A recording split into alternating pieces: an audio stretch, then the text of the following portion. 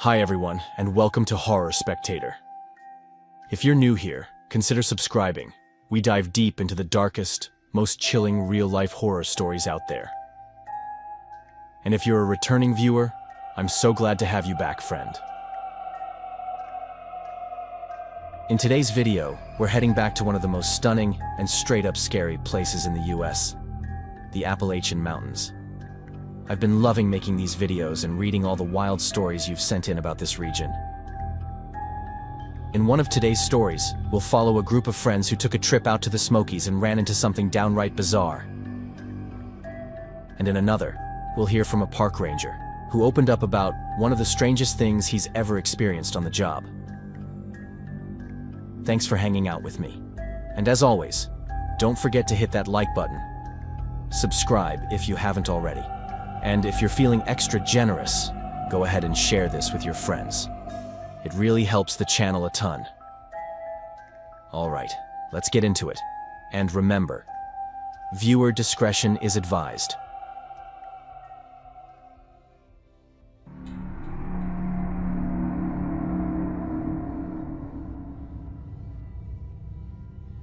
Alright guys, so buckle up, because what I'm about to tell you is going to sound absolutely insane, and if I hadn't lived through it myself, I'd probably think it was some campfire creepypasta too.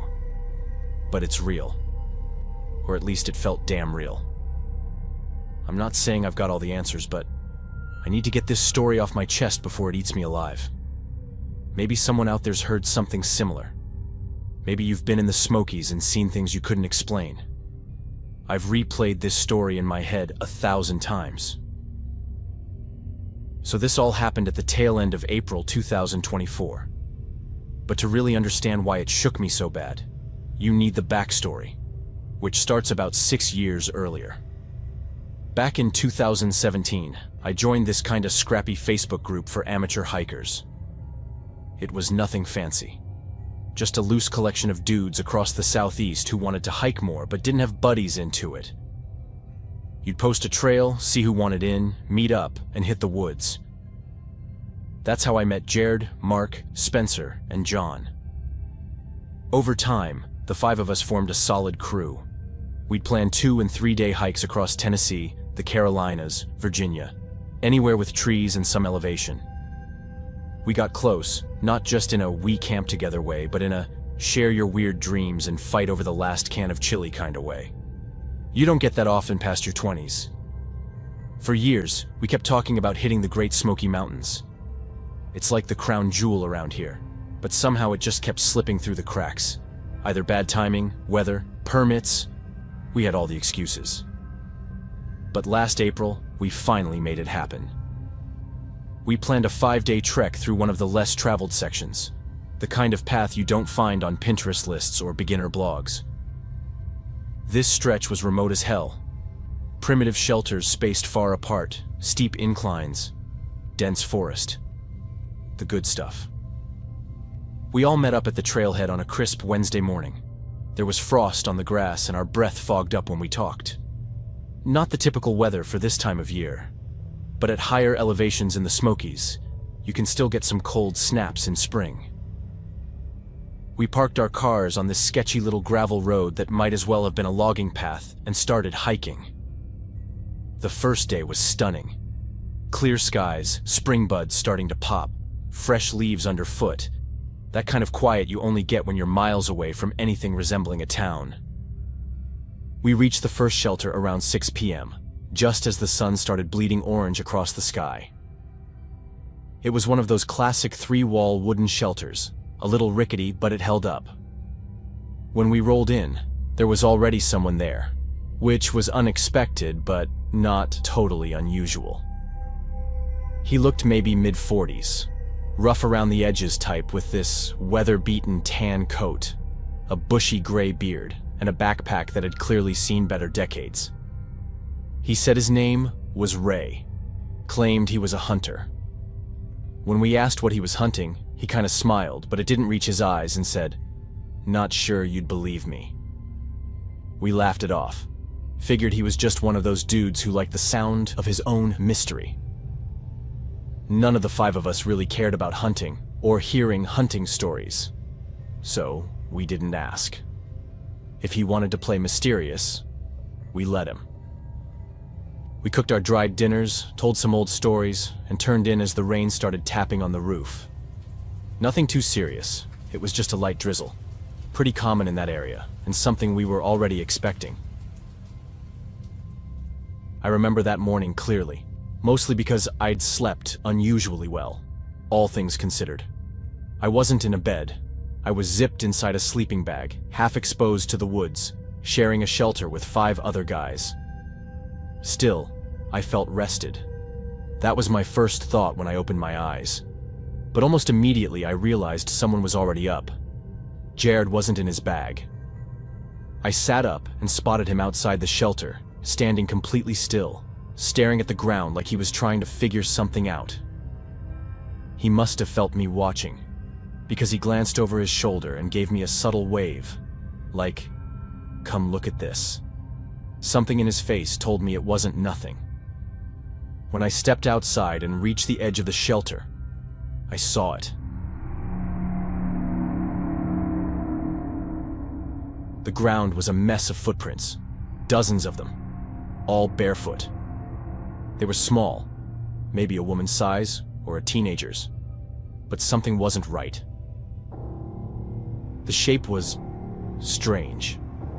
The toes were too long, almost like fingers. There was no sign of a struggle, no skid marks or drag lines. Just those weird, clean prints stamped deep into the wet earth, circling our shelter. We ended up waking the others, hoping maybe one of them had sleepwalked or something. As unlikely as it was, part of me still wanted it to be one of us. Anything to make sense of those prints. But no. Everyone still had their socks on, clean and dry. Their boots were soaked, still caked with mud from the day before, except for Ray's. His boots were bone dry. That alone would have been strange enough, but the way he acted made it worse. While the rest of us stood there trying to process what we were seeing, Ray barely reacted. It was like he'd expected it. He looked down at the prints for a moment, then calmly started packing his gear. He told us he'd be continuing the trail on his own. We asked if he knew what had made those tracks, and by the way he answered, it was obvious he did. Said that was the reason he'd come out there in the first place. Someone asked if it was some kind of animal, and he just shrugged it off. Then he mentioned something about those mountains being older than we realized. Then, he slung his pack over his shoulder and walked off in the direction of the prints. The rest of us just stood there, staring at each other, trying to make sense of what the hell had just happened. We figured it was best to keep moving too, but in the opposite direction of the footprints, and of Ray. No one said it out loud, but we all felt the same. We spent most of the day tossing around theories, trying to make sense of it. Maybe it was some weird locals messing around. And yeah, we even brought up the old legends, stories we'd heard growing up about strange things living out in these mountains. By the time the sun started going down, we were exhausted, mentally and physically. We just wanted to forget the whole thing. We told ourselves we were far enough away now, that whatever it was, it wouldn't happen again. And even though some of us talked about heading back early, we convinced ourselves it was probably a prank and decided to stick to the plan, at least for one more night. But obviously, we were wrong and the story didn't end there. New shelter, same freaking thing. It had rained lightly, and in the morning, there they were, more of those bizarre barefoot prints. This time, there were more. A lot more. We counted nearly 11 distinct prints, maybe more, like whoever, or whatever, was out there had been pacing around us all night long. That was the moment it really sank in for all of us. Something wasn't right out there, and whatever it was, it had been close. Too close.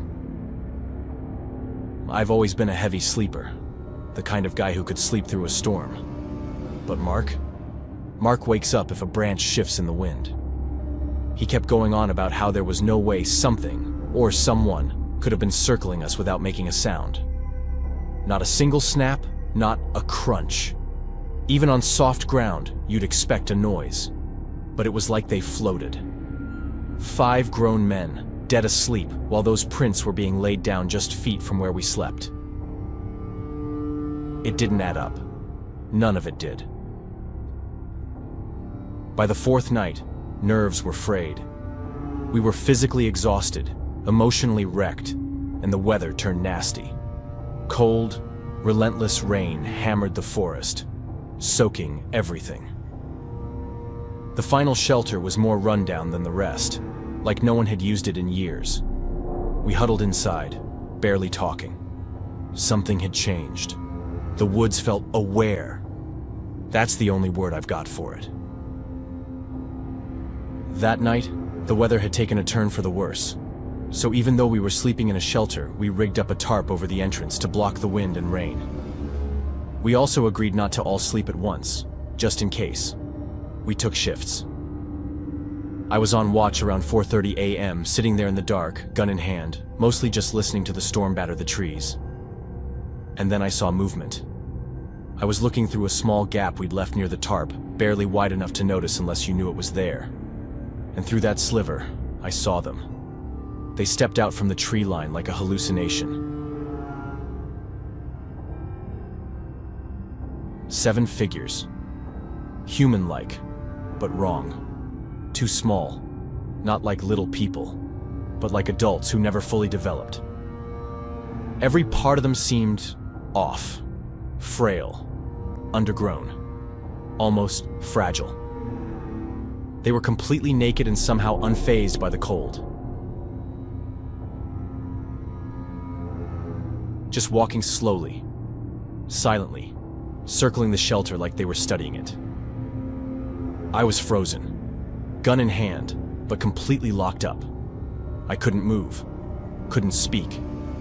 I was clearly terrified, but weirdly fascinated too. What the hell was I looking at? I reached over and tapped Mark's leg. He woke up like he'd been trained for it. I motioned for silence and shifted so he could take my spot and see for himself. But as he moved, the plastic on his sleeping bag made the tiniest noise. And that was enough. The figures bolted, darted back into the forest like animals.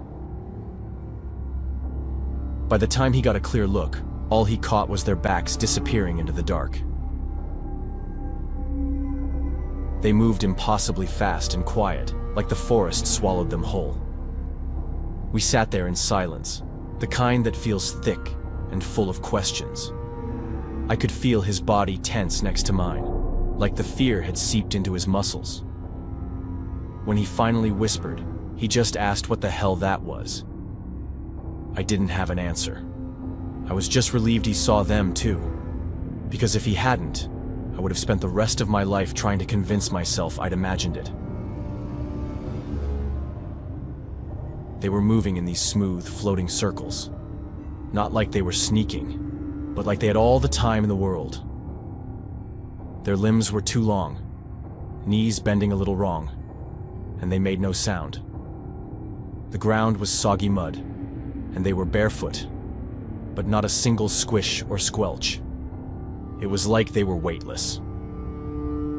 Eventually, we woke the others to tell them what had just happened. Honestly, both of us felt ridiculous saying it out loud, but no one questioned it. No one laughed or pushed back. I think deep down, they all already knew something was out there, and now 2 of us had seen it with our own eyes. At least now we could put a shape to those footprints. I don't know if that made it better or worse. Even though they didn't seem dangerous and hadn't done anything to us. In fact, they'd run the moment they heard a noise. We still decided it was time to get out of those mountains. We couldn't make sense of what we'd seen. Truth is, none of us had ever heard stories about feral people in the Smokies. Sure, we'd heard rumors from other parts of the Appalachian Trail, but never in this area. In fact, we didn't even know if they were people. Yeah, they looked more like people than any other animal. But at the same time, their bodies were just bizarre. We filed a report with the rangers when we got back, told them everything. One of them took notes, nodded slowly, and when we pushed him for answers, he just smiled and said, "Lot of stories up in those woods. Most of them don't lead anywhere." But it wasn't the kind of smile that says he doesn't believe you. It was the kind that says he's heard this before, maybe too many times. And now, I can't stop wondering about Ray. That dude knew. I'm convinced of it. He came out there to hunt, but didn't say what. I don't think he was out there for deer or bear. I think he was after those things. And the truth is, that thought really saddens me. Despite everything, those things weren't dangerous. They didn't try to interact with us. They didn't try to hurt us. What scares me is how people can't seem to handle the unknown without feeling the need to destroy it.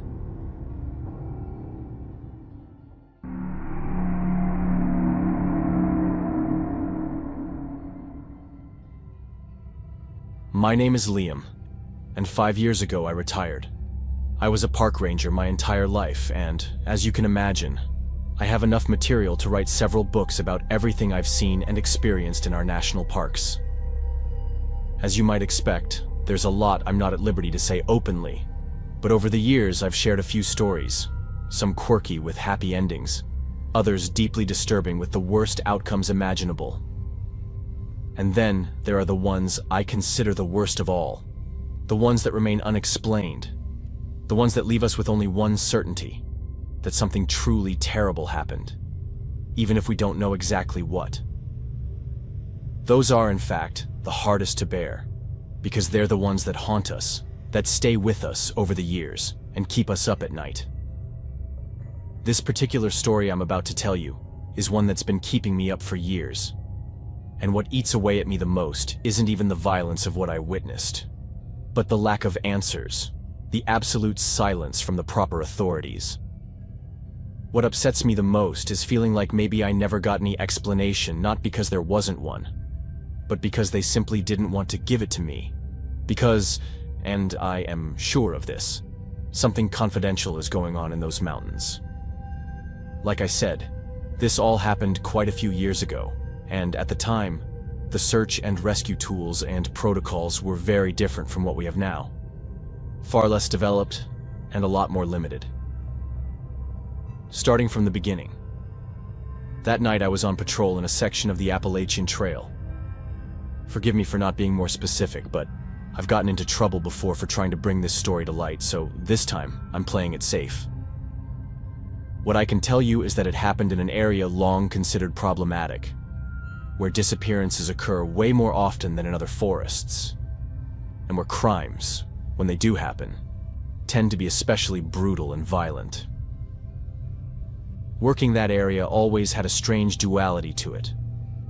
On one hand, it's breathtakingly beautiful, but on the other, it forces you to stay constantly alert, 200% focused, always paying attention to your surroundings, because at any given moment, some unhinged person could show up ready to cause trouble. Night had just fallen when I got an order to investigate a campsite that, according to reports, had been abandoned. The family of a couple had raised the alarm after losing contact with them, and the woman was found in a chaotic state. Up to that point, only the woman had been found, wandering alone down a road, in a state of deep shock, with her clothes torn and unable to form coherent sentences. She'd been taken to the hospital the day before, but the truth was, very little was known. My mission was to locate where they had camped and, if I could confirm the spot, call for backup. The man, as of then, was still missing. No one knew where he was. And according to the woman herself, she didn't even seem to remember having a husband. That's how confused and mentally scattered she was. Finding the campsite wasn't hard, since the family had a pretty good idea of where they wanted to camp and even had some rough coordinates. The hardest part was actually dealing with what I found there and trying to make any logical sense of what might have happened. I'd been hiking for around 45 minutes when I started hearing sounds in the distance. At first, I assumed it was an animal, something totally normal and, honestly, not something that worried me in the slightest. But as I got closer, I started to realize there was something oddly human about those sounds. When I finally reached the clearing, I was met with a scene of total destruction. The campsite was completely trashed, and in the middle of the chaos was a man in rags digging a massive hole with his bare hands. He was doing it compulsively, frenetically, almost like an animal, with his fingertips bloody and caked with dirt, in such a disturbing state that I froze for a few seconds. I should have called for backup immediately, but the truth is, I was so shocked by the image in front of me that I chose instead to approach slowly, trying to understand what was going on. Not for a second did I think he could be dangerous, until he punched me square in the face, knocking me backward, my head hitting a rock, and I blacked out instantly. When I woke up, it was pitch dark. The pain at the back of my head was unbearable, and there was no sign of the man anywhere. My radio was still on, and luckily, when they lost my signal, they sent in an emergency team. I got up with difficulty, still staggering, and tried to figure out what was going on around me. Even though the campsite looked like it had been attacked by wild animals, everything turned upside down, food scattered, tent half collapsed. What really unsettled me was the complete silence. Not a sound. Just total, silent chaos. I searched the tent, which was empty, and started walking around. There were signs of rotting food, dirty clothes, several barefoot footprints that seemed to belong to different people. And that's when I heard something. Faint breathing. Almost imperceptible. That made me realize I wasn't alone. I looked around instinctively, but saw no one. My eyes fixed on the edge of the clearing, the dense dark trees. And that's when I remembered the hole the man had been digging. I headed over, and when I peeked inside, I felt a deep chill. The man was lying at the bottom of the hole, motionless, curled up almost in a fetal position, like he was either dead or asleep. Despite the scare, I could see his chest rising and falling. That's when I realized just how huge that hole was. It was big enough to fit a full-grown adult without having to crouch. The ground was tough, full of thick roots and tall grass. How long had it taken him to dig that with nothing but his hands? I took cover in the woods, hiding, and called for backup. I didn't want to wake the man and risk any kind of confrontation, so I stayed hidden until help arrived. It was a relief to know they were already on their way and would be there soon. When the team finally got there, getting the man out of the hole was anything but easy. He was in full survival mode, aggressive and disoriented, like a trapped animal. That was the moment it became crystal clear to me that something truly traumatic had happened to them. The family hadn't heard from them in over 2 weeks, and until the woman was found, they thought everything was fine. But their behavior, especially the look in that man's eyes, wasn't just fear. It was the look of someone permanently scarred by something that can't be explained. Both were taken to the hospital, and an investigation was launched. But I never got any answers. Every time I tried to learn more from my superiors, they just told me my job was done and there was nothing to report. Among the other rangers, theories started circulating. Some said they were on drugs, that they'd eaten some toxic plant, or that they were hallucinating from hunger. But none of us had the faintest idea what really happened. I later found out that the woman, despite her fragmented speech, kept insisting they were attacked by people from the forest. And that's when I remembered something I'd brushed off before. Maybe because of the blow to my head. The campsite was full of barefoot footprints. The man was wearing shoes when we found him. Same with the woman. Sure, they could have walked around barefoot at some point, but there were too many footprints, and they looked like they belonged to different people. Why wasn't any of this mentioned in the official reports? I don't have proof of what I'm telling you. All I have is my gut, telling me something more happened in that forest, and no one wants to talk about it. One detail I've never been able to forget is that both of them had deep wounds on their bodies. Wounds that couldn't have been self-inflicted. Either they attacked each other, which seems unlikely, or they were attacked by someone else. But by who? And why? Months later, I tried to contact them or their families, but was told they didn't want to talk about it anymore. I tried to move on, I swear I did. But 2 years later, in that exact same spot, 3 friends emerged from the woods in a state of absolute panic, claiming they'd been chased by a group of people. The investigation was shallow, almost symbolic, and it was said that the whole thing was just something the kids made up for attention. But I saw one of them, I saw his face. And I know that no one fakes that kind of fear. No one acts out pure panic that well, especially not to get on the news. And this case, once again, didn't even make it to the news. The truth is, I don't have answers, only questions. And something tells me I'll die, never knowing what really goes on in that forgotten part of the Appalachian Mountains.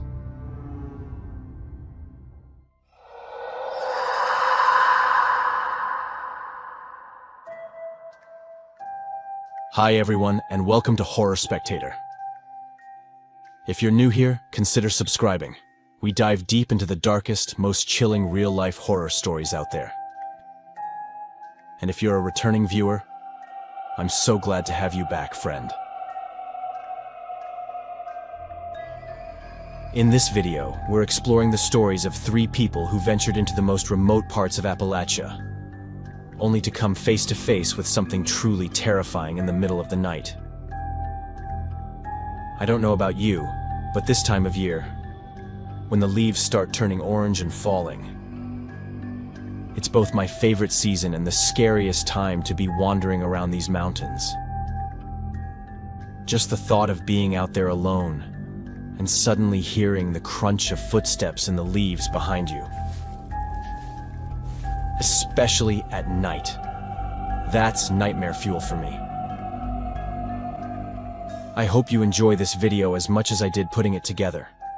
And most of all, I hope it keeps you up at night, the same way it did me.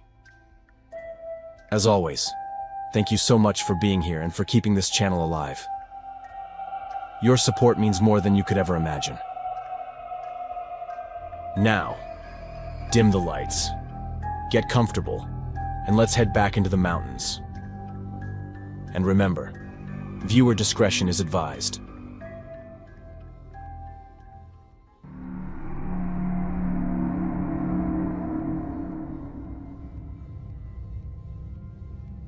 Earlier this spring, I drove 4 hours into the Appalachians to a lake I've been going to for years. It sits in a narrow hollow, surrounded by ridges so thick with trees that once you drop below the crest, it feels like you're cut off from everything else. Locals call it Black Pine Lake, though most don't talk about it much. Years back, there was some kind of killing there. Details were vague and the papers barely covered it. In truth, I don't even know if the story has any real foundation or if it's just superstition.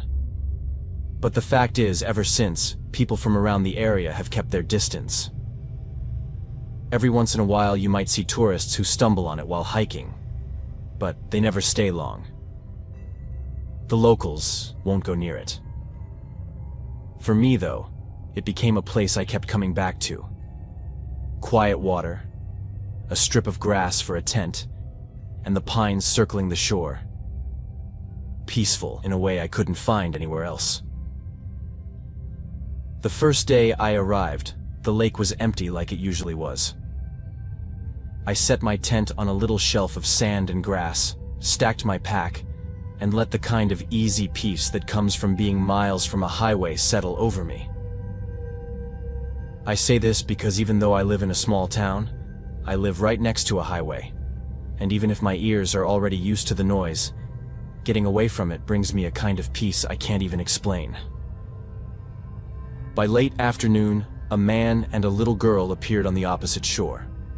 They were pretty far away, but at the time I was using my binoculars, so I could see them clearly.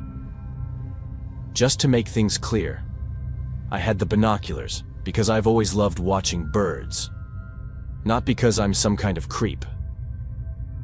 The man had a trucked-in look, well-worn boots, a camp chair, a cheap cooler, and he put up a small tent not far from the tree line. He looked older than me, closer to 37 or 40, and he looked like the kind of guy who'd been doing weekend trips for a while. The girl was maybe 6, small and held close to him when they moved. Up close, she looked like a normal kid. Scuffed shoes, a crooked ponytail, a jacket, too big for her. But there was something in her face I couldn't place then. Something that made my skin tighten in a way nothing else at the lake ever had. It was as if she moved with a certainty that didn't seem right for a child. And even the man with her didn't treat her like one. I'm telling you this because it's going to be important later, but it's only now that I'm reflecting on that first impression I had. I don't think either of them knew I was watching, which is why they acted without any social filter. That was the first impression I had of them, a feeling that something was off. But as you can imagine, it was just a first impression, and at the time, I didn't think about it the way I'm describing it now. Not long after they had arrived, they made their way over to my side of the lake and introduced themselves. The man was friendly and easy to talk to, clearly interested in the same quiet spots I liked and appreciative of how secluded Black Pine was. The little girl stayed close to him, running around and playing like a normal 6-year-old, collecting stones, climbing on driftwood, laughing at small things. But even as she acted like a child, there were moments when something about her didn't fit. Her gaze could linger in a way that felt almost deliberate, like she was aware of more than she should have been. I told myself children can be curious and strange sometimes, that maybe I was overthinking it. We talked for a while, shared some casual conversation, and by the end of the day they returned to their own campsite. I felt genuinely relieved and happy to have friendly neighbors for the night, the kind that made the woods feel safer without losing the quiet peace I loved about the lake. The next day went pretty much the same way. I'd see them occasionally on the other side of the lake, just 2 small figures in the distance.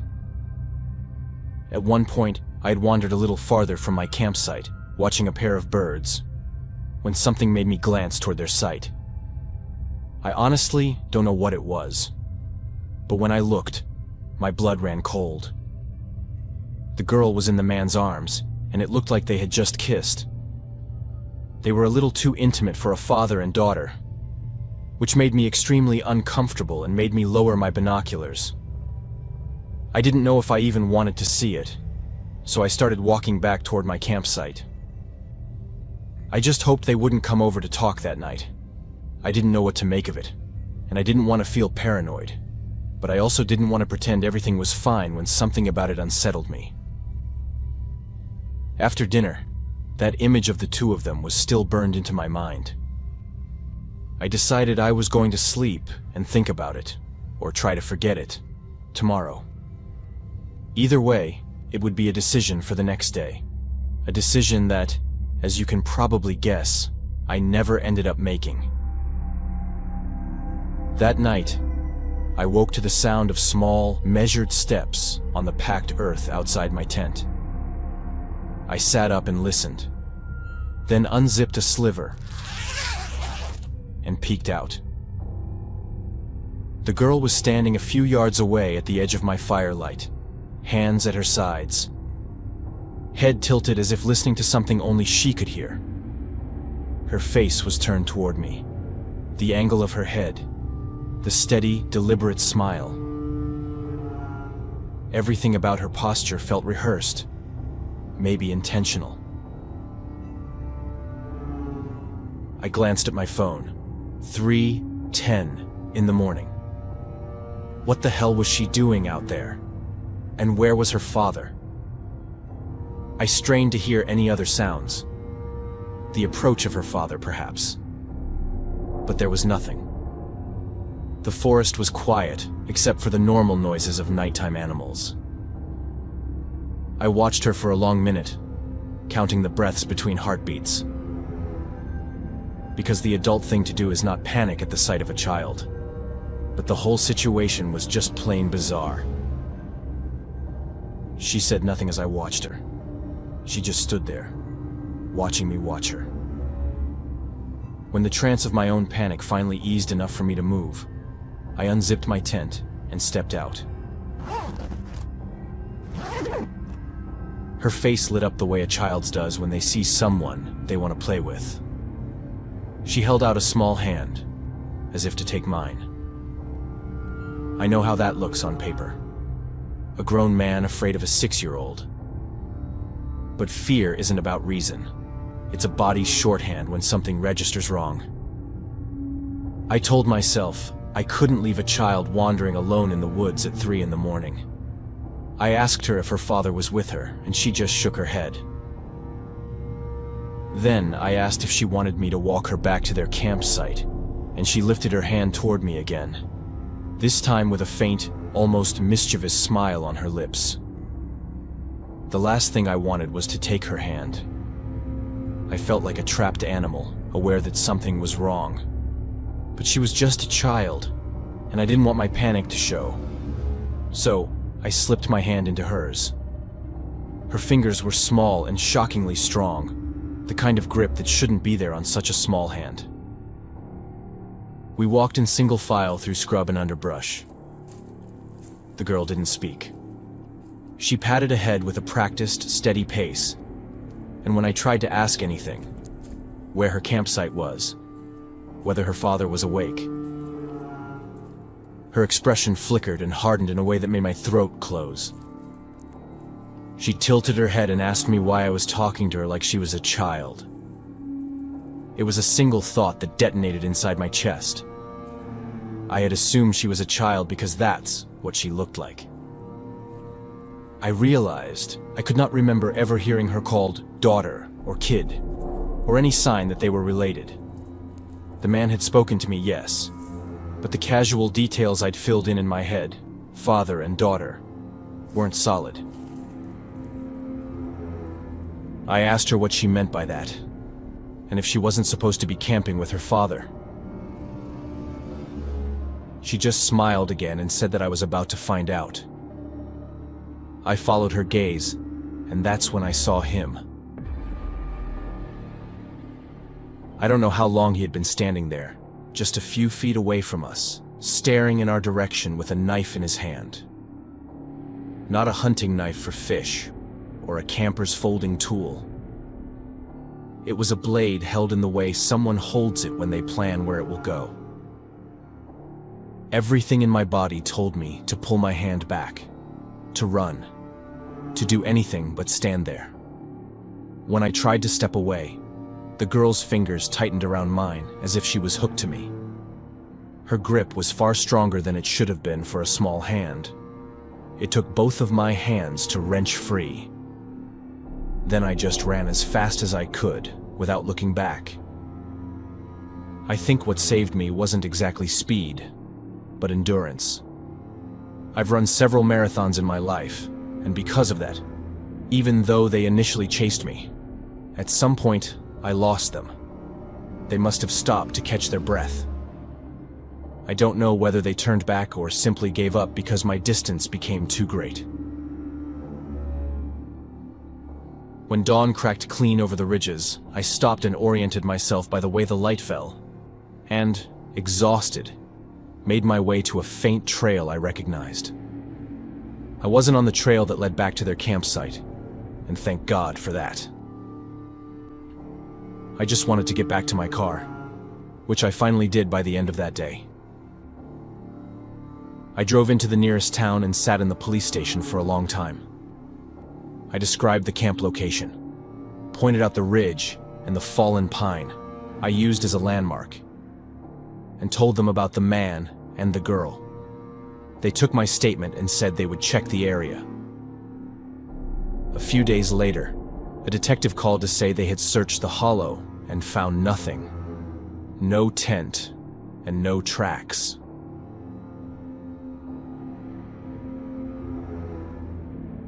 By this point, I knew perfectly well that they didn't believe my story.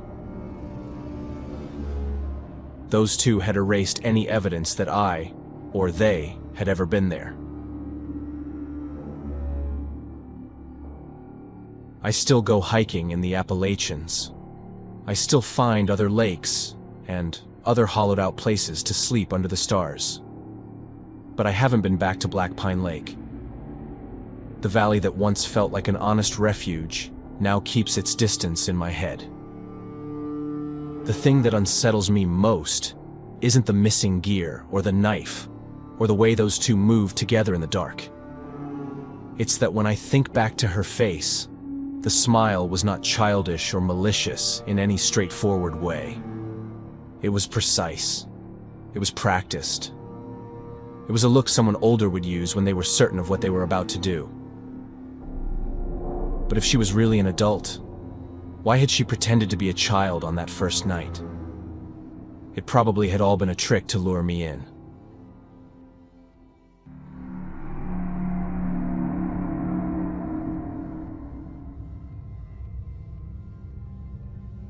I'm no good at introductions, so I'll just get straight to the point about what happened to me 7 years ago.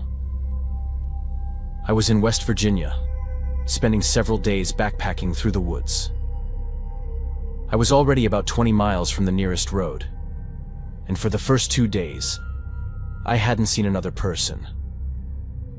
It was mid-fall, so the air bit at my hands more than in summer, but I had the right gear, and I was fine with the cold. I've always preferred hiking this time of year, mostly because my favorite sound since I was a kid has been the crunch of leaves underfoot. Don't ask me why. I can't explain it. I just love it. That's the main reason most of my hikes end up happening in the fall, when the ground is covered in dry leaves and every step makes that sound I never get tired of. That particular morning, I made a quick coffee on my pocket stove and headed for the next site, 12 miles away, which in this part of the US is a proper day's hike for someone with experience. 5 hours into it, I heard footsteps ahead on the trail.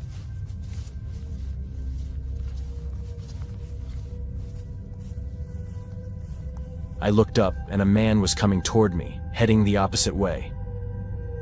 I hadn't expected to see anyone, so I nodded and kept walking. He looked as surprised as I was. At least a look crossed his face I couldn't read as soon as he saw me. He didn't smile back, and I think that little detail made me notice he didn't have anything with him. It's rare to see someone literally in the middle of nowhere, wearing only the clothes on their back. But I ended up ignoring it because it was likely he was camping nearby and had just gone for a walk, so I didn't think more of it. I didn't even find it odd that he hadn't smiled. You'd be surprised how many sketchy people I've run into on the trails over the years. This was just another one. So I kept going toward the area where I intended to camp. I'd never been there before, but at the time, I was part of a Facebook group that shared tips about hikes. One of the guys in the group had said there was a great spot to camp there. I'll admit I was disappointed when I arrived. The guy had said not only was it great for pitching a tent, it had an incredible view. The tent part was true. The ground there was soft and flat, but the view was nowhere to be seen. I thought maybe I'd gone to the wrong spot, even though I'd followed all the directions. Anyway, I was tired and not up for searching for another site. This one was as good as any. I set up the tent, made dinner, and sat there watching the stars. At some point I must have dozed off, because I woke up with a numb hand from a weird sleeping position and no sense of time. That's when I saw it was only 11 p.m., but I was tired, so it was time to turn in. One thing I always do before going to bed is pee. I hate waking up in the middle of the night needing to go, so I never go to bed without taking a leak. Even when I don't really have to, there's always a little something. I stepped away a bit, into the trees. It's annoying to do it where other people will set up tents. If you've ever gone hiking like I do and stayed in spots where people usually camp, then you probably know that smell in the morning. The awful stench of dried piss. I can't stand people who do that, so I wasn't about to add to it. Instead, I walked off toward the trees, into an area where setting up a campsite would have been impossible. That's when, in the middle of peeing, I heard footsteps.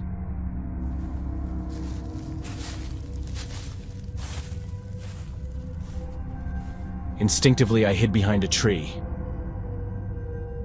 Not a minute later, I saw the man appear. It was the same man I'd seen about 4 hours earlier, walking the opposite way. Obviously, that was an alarm bell. Again, he had nothing on him. Had he followed me here? But how? Had he tracked my footprints like some kind of tracker? I stayed hidden while I watched him walk over to my tent and peek inside. The tent was open except for the bug netting, which was closed. He was clearly looking for me. I swear my first thought was that maybe he needed something, and being the only person out there, he'd turned back to check. Maybe he was lost. But then I saw him walk toward the trees, on the side opposite where I was, and hide behind a bush. I could see part of his body, but there was no doubt he was crouched there, waiting. That's when I realized he must have had other intentions. He was waiting for me to come back to the campsite, maybe to catch me off guard. I stayed there for hours, hiding behind the tree and only partially able to see parts of him. I had nothing on me. Everything was inside the tent, except for a small flashlight. I didn't even have my phone. I thought about confronting him, but I didn't know if he had a weapon or what he intended to do. At some point I lost sight of him, and that's when I got truly terrified. The ground was thick with dry leaves, so if he'd moved I would have heard it. But at the same time, I couldn't see him where he had been. I shrank back behind the tree again, and for what felt like too long, I just listened. Convinced that any second he'd find me and I'd have to fight for my life. But nothing. Morning came and there was no sign of the man anywhere. I ran to the campsite, grabbed the first aid kit and my phone, and bolted through the woods.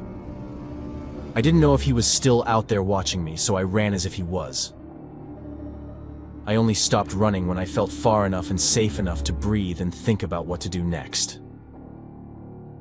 I didn't want to go back, so I just kept going until I found the next trail and could ask for help. But the truth is, when I finally reached the road and got a ride from a guy passing by, I didn't have the courage to tell anyone else what had happened except him. After hearing my story, he just asked if I wasn't exaggerating a bit and laughed in my face. That's when I realized how stupid I'd sound to someone who hadn't been there that night. So I never reported it to the police. They probably would have laughed at me too, and nothing would have come of it. But I know what I lived through, and I know that man was hiding there waiting for me. I don't know what he wanted, but I know I reacted the way I needed to.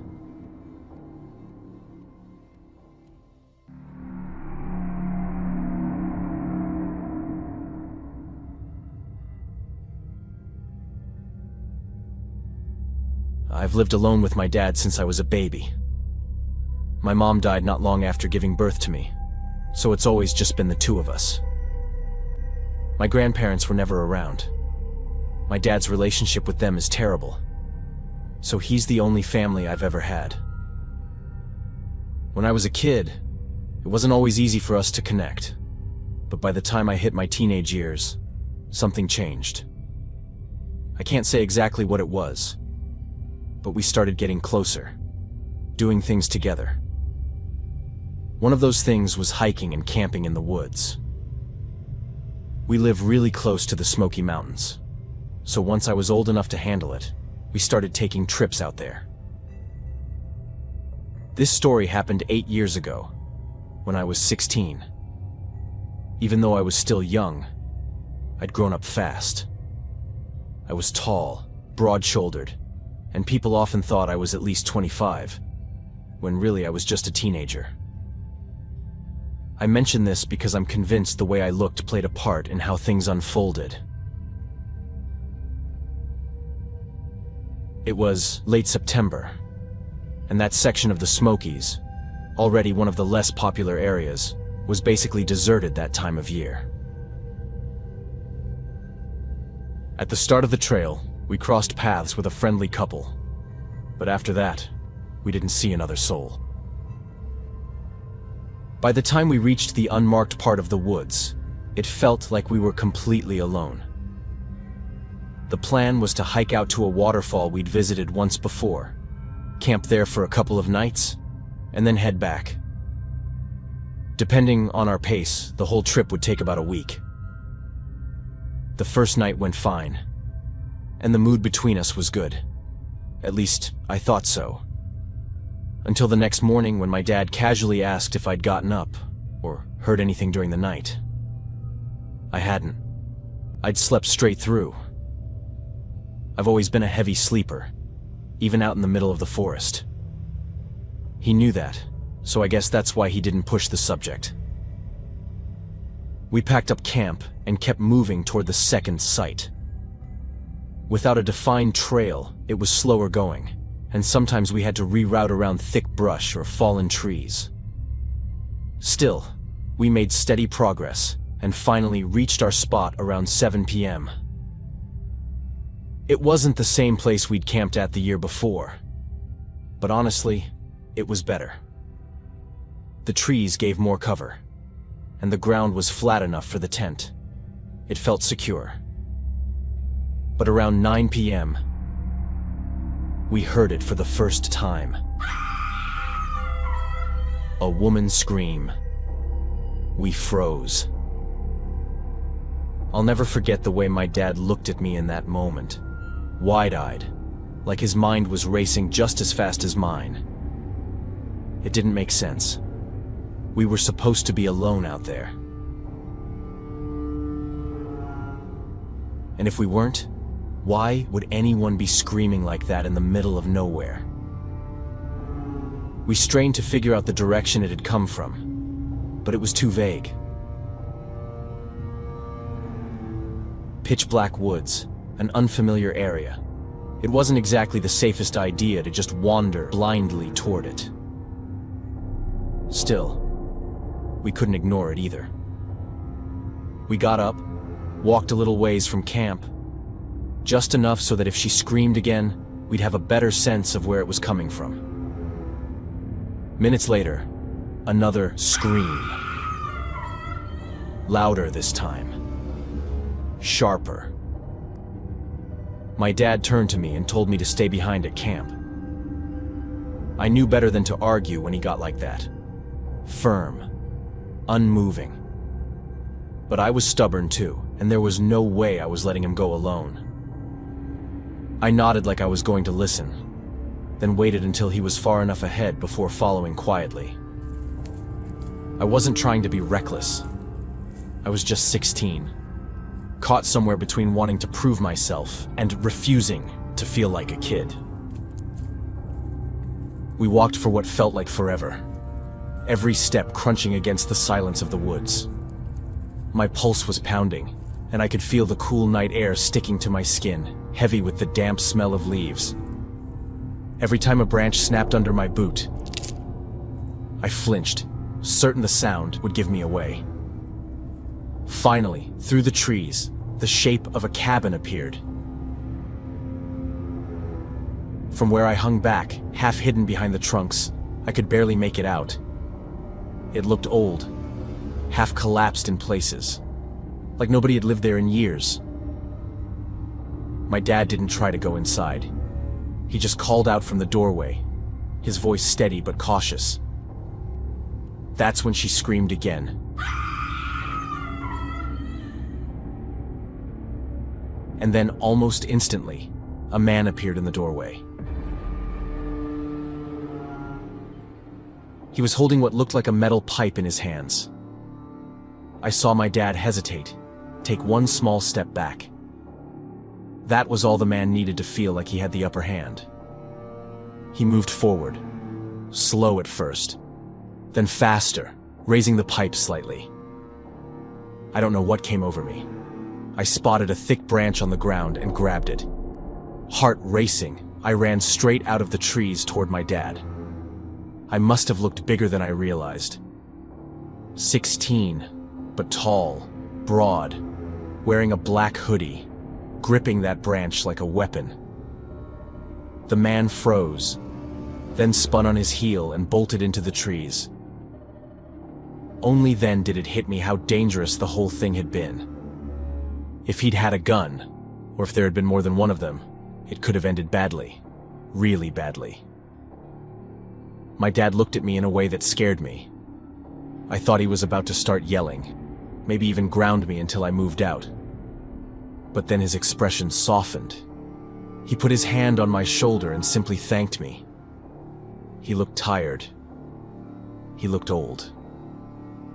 I think he realized that if I hadn't shown up, things would have gone really bad. Inside the cabin, we found a woman, tied up against what looked like the frame of an old fireplace.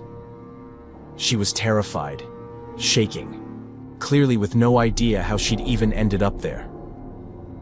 We stayed in the cabin with her until help arrived. At least there.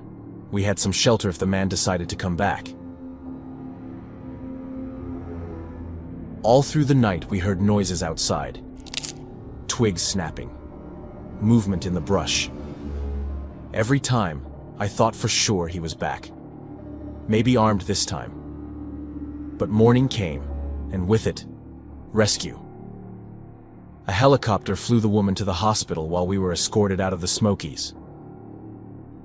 We never went back to that part of the mountains again. As far as I know, the man was never caught. I don't know what became of the woman either. My dad and I still hike sometimes, but it's different now. That feeling we used to have, that bad things only happen to other people, disappeared for good that night.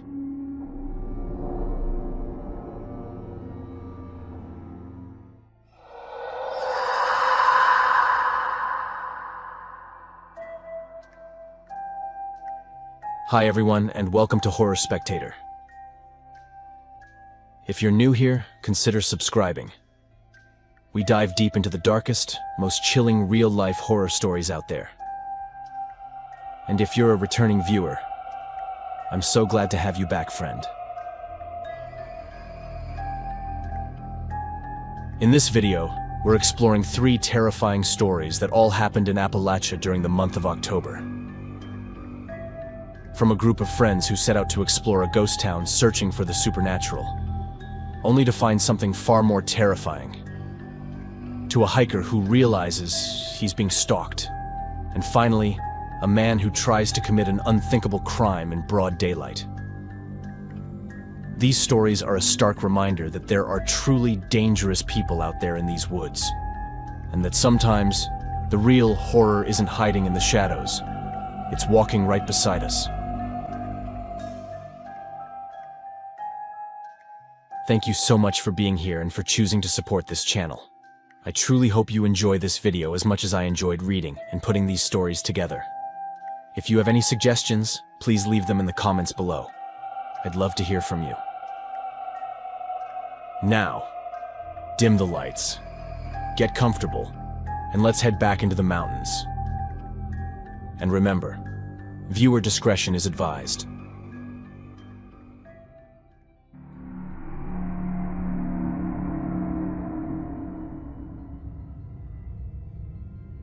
Before I start telling you what happened at the beginning of this October, I just need to give you a little bit of context about me and what led up to it. Being as honest as possible, I'm part of a friend group that's probably the dumbest bunch you could imagine. I know I shouldn't talk about them like that, but it's the truth. Lately, I've been trying to distance myself and make new friends. Growing up, I was always a skinny, scrawny kid. That alone made me the target of jokes everywhere I went. On top of that, I got straight A's in everything. And we all know jealousy is a major reason people bully others. But despite all that, more than anything, I just wanted to fit in, to have friends, to find my tribe. I couldn't do it being who I was. So over the years, I started adapting myself to be exactly what people wanted me to be. If the group was dumb, I was dumb too. If they drank, I drank. I kind of regret being like that. Having 100 different faces depending on who I'm around. But honestly, at this point, it's really hard to stop being that guy who just can't say no because he doesn't want to look lame. When I finally got to college, I met this guy I actually liked, personality-wise, which is rare for me. He's smart, and in a lot of ways, we're pretty similar. Since day one, we've gotten along well. The only big difference between us is that he believes in all the supernatural stuff that I think is total nonsense. Over the years, our friendship grew, and even though he knows I don't buy into any of that, he keeps trying to drag me into ghost hunts, weird rituals, and all kinds of supernatural crap. At the beginning of September, he started talking about exploring a ghost town in the Appalachians called Elkmont. He had a group of guys from high school who were also into that stuff, and I'm pretty sure one of them was the one feeding him all these stories. He wanted me to meet them and go explore the place with them. Like I said, there are two important things about me. I don't believe in the supernatural. I always say things are only supernatural until someone figures out the natural explanation. And I have a hard time saying no to people. So I agreed to go with them to Elkmont. Plus, ever since I hit my late teens and started building some muscle and stamina, hiking had become one of my favorite things to do. I'd never hiked the Appalachian Trail before, so honestly, I was kind of excited about the invite. If I could just stay out of the ghost hunting nonsense, maybe it could even be fun.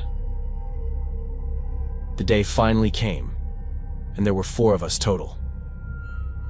Obviously, I'm not using anyone's real name here, but everything I'm about to tell you is absolutely true. We left around 5 in the morning and drove about 4 hours to the start of the trail. The group wasn't as bad as I expected.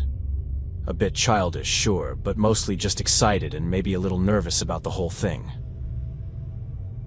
One really important detail.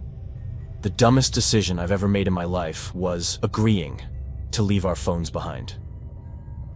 We had 1 video camera and a bunch of weird devices with names I can't even remember, apparently used to detect paranormal activity. Honestly, there's no excuse for it.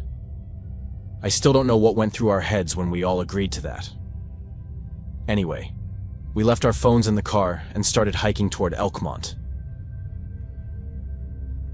The first 2 days went great. We camped in some beautiful spots and even met 2 other hikers who were doing a different part of the trail. They didn't join us, but they were cool. It wasn't until the 3rd day, when we finally got to Elkmont, that things started going wrong. My friend was both excited and scared to be there. He genuinely believes in that stuff, so for him, it was a mix of emotions. I, on the other hand, was just straight up uneasy. It's bizarre to see houses still standing like that, perfectly intact, but completely abandoned. Or at least, that's what we thought. Since we got there before sunset, we decided to walk around and check out some of the houses while we still had daylight, just to get a sense of the place before night came. According to them, the real investigations would start after midnight. After exploring for a bit and setting up a few cameras to record overnight, we went back to set up our tents. That's when I first felt like we were being watched. It wasn't a strong, undeniable feeling, just a subtle one, so I didn't say anything until one of the guys, let's call him Michael, came back from taking a leak and claimed he had his first piece of paranormal evidence. He swore someone was watching him from inside one of the houses. The thing is, he thought it was a ghost. I was sure it was a person. I told them I'd been feeling uncomfortable since we arrived, like someone was around us. Of course, they took that as more proof of the supernatural instead of considering that we might actually be in danger from a real person. The only thing that kept me somewhat calm was that we hadn't seen any sign that whoever was in there was violent or meant us harm. It could have just been someone seeking shelter, maybe another hiker who decided to stay in one of the houses. Still, it was unsettling, and I suggested we head back. No one wanted to, and I didn't want to go alone, so we stayed. During dinner, they kept hyping each other up, talking about their gadgets, cryptids, and a bunch of Appalachian legends that I honestly tuned out. My focus was on scanning the dark windows of the houses around us, trying to spot any movement or sign that we weren't alone. Finally, around midnight, they decided it was time to start exploring again. I wanted to stay back by the tents, but I wasn't sure what was worse, being alone or going with them. We checked the first house together, and obviously, there was no sign of ghosts or anything supernatural. Just plenty of evidence that people had been there before us. Then Michael said we should split up to cover more ground. Hell no. I wasn't going to explore any house alone, so I said I'd head back to camp. I went back near the fire pit and watched them disappear in different directions with their cameras and equipment. I don't know how much time passed before I heard a scream coming from one of the houses further away. For a second, I thought about staying put, but I couldn't just ignore it if someone was in trouble. I grabbed my gun and headed toward the house. I didn't know where the others were, or why none of them had reacted to the scream. Maybe they hadn't heard it. The door was already partly broken when I pushed it open and stepped inside. It was almost pitch dark. I called out for Mark, but there was no answer. I moved from room to room, gun in hand. Somewhere ahead, I heard a door slam. I called again. Maybe he wasn't hurt and was just trying to mess with me. He was definitely the dumbest one of the group. Then I heard another door. This time opening, not closing. I thought seriously about turning back. I was terrified at that point. But then I saw Mark. He was slumped against a wall, half sitting, half lying down, clearly unconscious. I ran over and tried to wake him up. And that's when I saw the mark on his head. Someone had hit him with something. I cursed myself for agreeing to leave my phone in the car and tried to get him to wake up. But he wouldn't, and I couldn't drag him out on my own. I retraced my steps through the house, shouting for the others. That's when my friend came running, completely panicked, saying he couldn't find Spencer anywhere. He had searched the house he was in, called his name a bunch of times, and got nothing. When I told him someone was there with us and had attacked Mark, I could literally see the color drain from his face. We both ran back inside, dragged Mark out together, and laid him on the ground. he started to wake up a bit, still super confused and weak. We sat there for a while trying to get him stable enough to move back to camp, where we had a first aid kit to stop the bleeding. We kept calling for Spencer, but there was no sign of him. By that point, we were all in full panic mode. The only logical explanation was that Spencer had been attacked too. We didn't want to split up. Clearly someone out there wanted to hurt us, but we couldn't just leave him behind either. We decided to take Mark back first, then go look for Spencer together. But when we got to the camp, everything was trashed. The tents were ripped apart, gear scattered everywhere. We hid inside one of the houses and barricaded ourselves in the bathroom until morning. All night we could hear noises, footsteps, doors opening and closing, like someone was searching for us. We knew it wasn't safe to move at night. Finally, the sun came up. Mark had regained some strength, so we went back to the camp to see what we could salvage. That's when we found Spencer. He was lying on the ground, covered in cuts and bruises. Whoever attacked Mark had attacked him too. We needed to get out of there fast. We helped him up, grabbed whatever gear we could still use, and started walking. Thankfully, about 10 minutes later, we ran into two hikers we'd met earlier. They weren't idiots like us. They actually had a satellite phone. An hour later, help arrived. Mark and Spencer were taken to the hospital, and most of our stuff was recovered, except for the gear we'd left inside the houses. To this day, none of that has been found, and there are still no leads on who attacked us out there. All I know is that no matter what happened, I'll never be that stupid and naive again. The truth is, we put ourselves in that situation, and things could have ended a whole lot worse.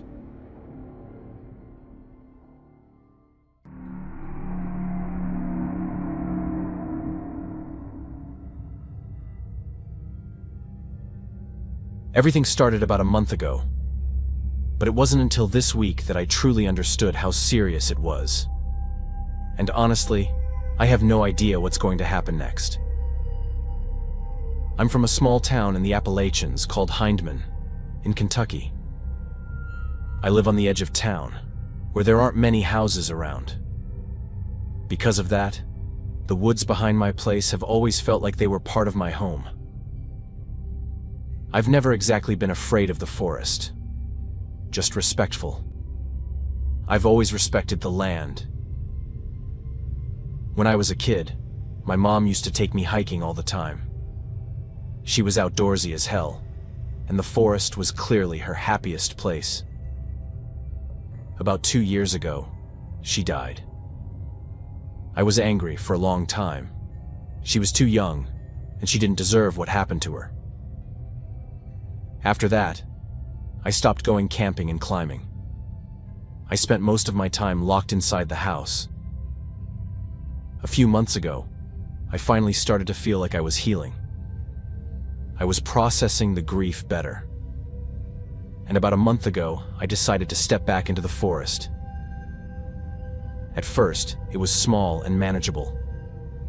I spent just one night out there, close to home, a test run. I knew the area so well it felt safe. It was incredible. I'm not gonna lie and say I didn't cry, because I did. But it felt like exactly what I needed. To leave all that pain behind, right there in the woods where my mom had always been happiest, and finally move on. It might sound strange to some people, but it worked. I came back home feeling hopeful, like I could finally breathe again. That's when I decided that the following weekend, I'd go out for real again. This time, deeper into the remote areas, like I used to. 3 nights away, then back home. All week I was restless, counting down the days until I could leave. When the weekend finally came, I headed out at dawn. The plan was to spend the first and second nights in places I already knew well. On the third night, I'd leave the main trail and hike further south into an area I'd never been before. The first 2 days were peaceful. I wasn't in the shape I used to be, so I reached both campsites later than I'd planned, but everything went smoothly. The first night, there was a friendly family camping nearby. They had 2 small kids and a couple of dogs that ran right up to me. The second night, there was no one at the campsite when I arrived. But sometime in the middle of the night, I heard someone set up a tent near mine. That moment is always uncomfortable. Hearing someone moving around out in the dark when you can't see what they're doing. But nothing happened. In the morning, the guy was already outside cooking breakfast. He greeted me, apologized for the noise, and we made some small talk about the weather, nearby trails, and places we'd hiked before. What neither of us mentioned, and what I definitely noticed, is where we were heading next. That's a basic rule when camping. You don't tell strangers your plans. He seemed like a decent guy, but we didn't know each other, and I take safety seriously in these mountains. Around 9 a.m., we said goodbye, and I moved on. I hiked for about 3 hours before leaving the trail. From there, I had another 3 hours to reach the spot where I planned to set up camp. But when I got there, it was a mess. It had rained 2 days before, and the ground was pure mud. I didn't even feel safe stepping on some parts. It looked like I could sink in deep. There was no one around to call for help if something happened. I made a mental note to warn people in the Facebook camping group later that this wasn't a good spot after bad weather. Some guy in that group had recommended the area, but I figured he'd been there in better conditions.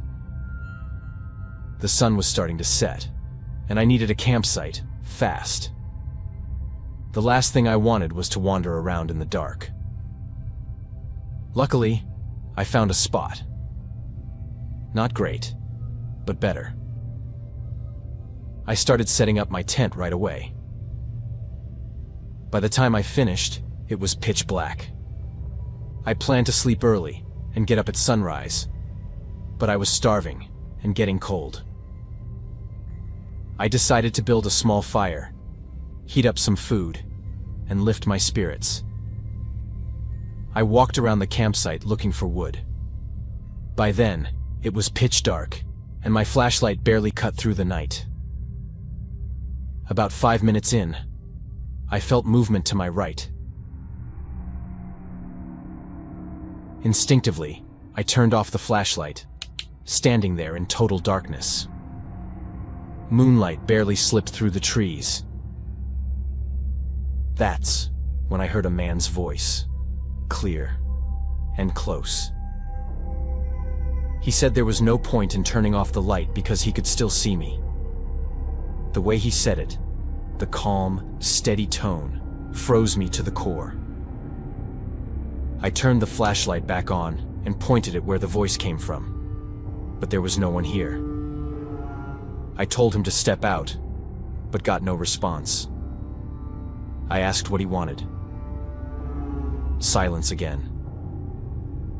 At this point, I started to feel the hand holding the flashlight tremble slightly. I pulled my phone out of my pocket and opened this night vision app I'd downloaded. I'd never really trusted it, but someone in the Facebook group had sworn it worked. As calmly as I could, I raised my phone and aimed the camera into the darkness of the forest. That's when I saw it. A shadow.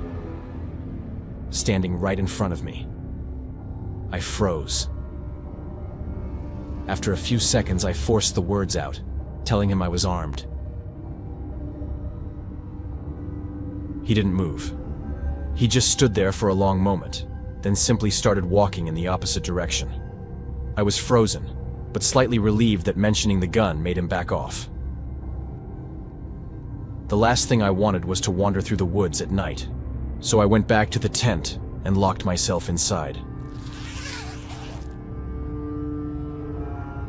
There didn't seem to be anything out there.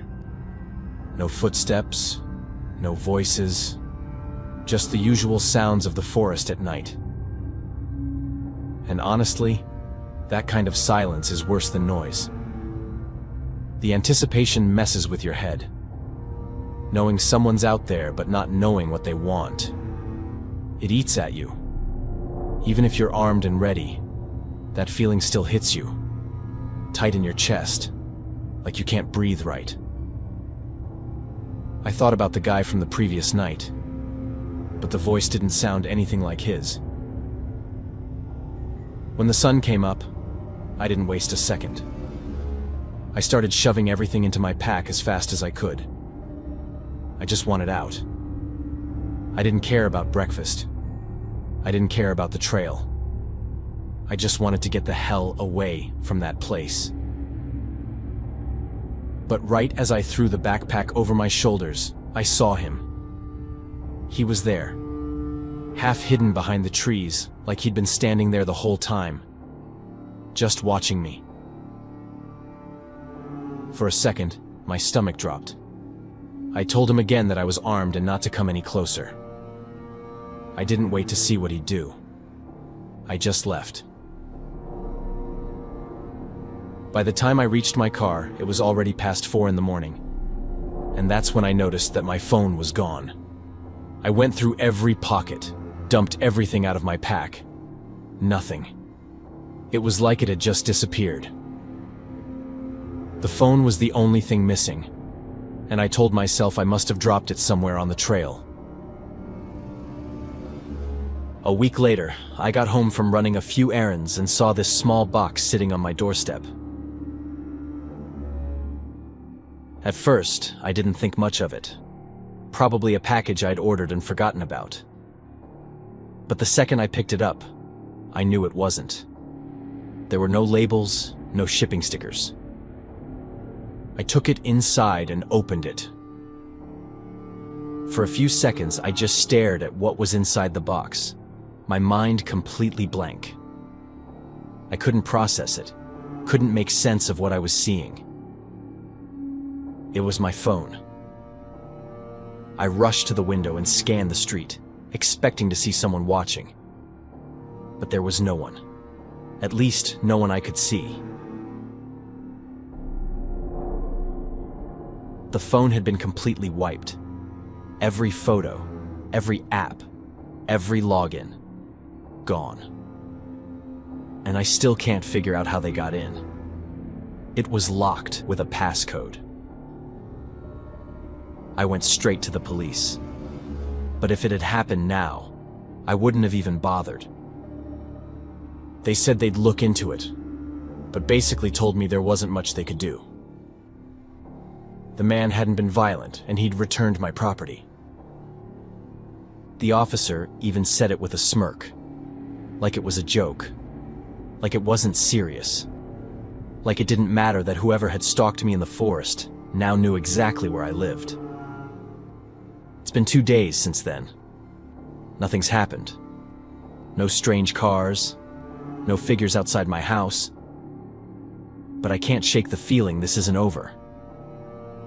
And the worst part is, I don't think the police will do a damn thing when it starts again.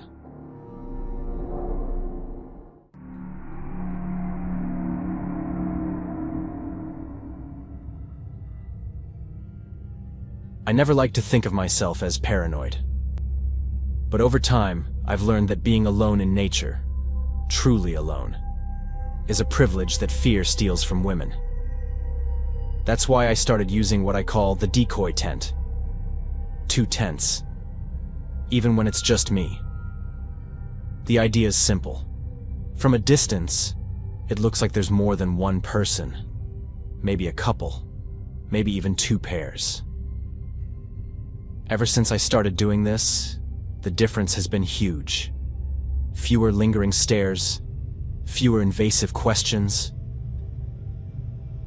I felt safer, and in a way, more invisible. That fall, I planned a 4-day hike along a section of the Appalachian Trail in Pennsylvania. The trip was supposed to be with a friend, but she got sick at the last minute. I thought about canceling, but I'd already taken the days off. And that pull, that feeling of freedom, was too strong to ignore. I'd done dozens of solo hikes before. This was supposed to be just another one. From day one, though, things went wrong. The trail was crowded, and the camping area I'd planned to use was packed too. I should have felt safe. I wasn't in a remote area. There were people all around if I needed help. Still, I didn't feel safe, which was strange. Like I said, I've got experience. I've been in far more isolated places, even overnight. But that day, something just felt off, like a quiet, creeping unease. When I got to the campsite at the end of the first day, I counted 7 other tents besides mine. It was an open spot, safe, fairly close to the main trail. I went through my little ritual. The main tent and the decoy tent, always the same distance apart, facing opposite directions. From the outside, I looked like part of a small group. Around 7 in the evening, as the sun was going down, a man walked over. He was camped on the opposite side, and I'd already noticed him earlier on the trail, watching me. He asked if I had a can opener. I said no, with a quick smile. He lingered for a few seconds, like he was trying to find an excuse to keep talking. Then, he asked if I was alone. That question, so casual, so ordinary, can be like a hidden blade in some situations. I learned early on how to pick up on the real intent behind questions that sound harmless at first.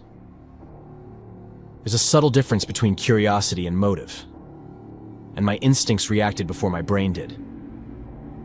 I said no, that I had friends coming later. He smiled, gave me a look I couldn't quite read, and walked off. The rest of the evening dragged by in uneasy silence. I could feel his eyes on me every time I moved. I even did something I almost never do. I tried chatting a bit with a family camped farther away, just to reinforce the illusion that I wasn't by myself, that there were people nearby if I needed them. I thought about packing up and finding another spot, but that would have meant hiking in the dark and setting up camp somewhere isolated. Caution beat fear, and I decided to stay. The night was long. One of the downsides of camping near others is the noise. People who can't sleep. People showing up late to set up their tents. People getting up to pee in the middle of the night.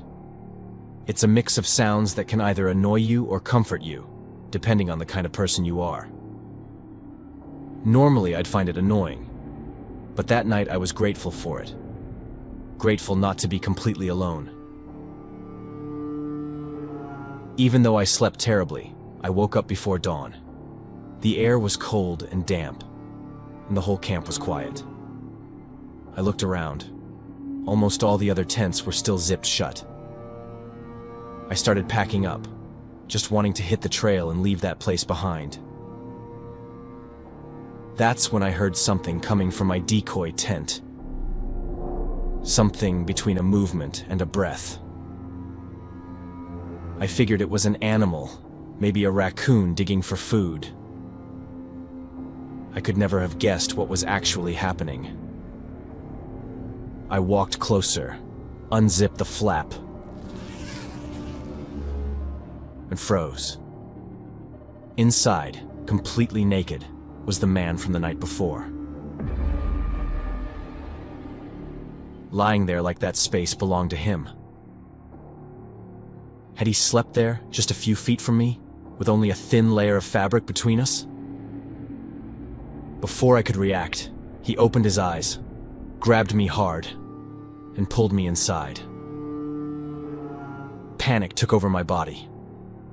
I screamed.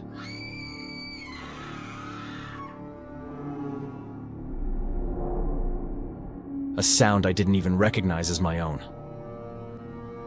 Everything happened too fast. Footsteps, voices, people running. Someone pulled him off me. Others held him down.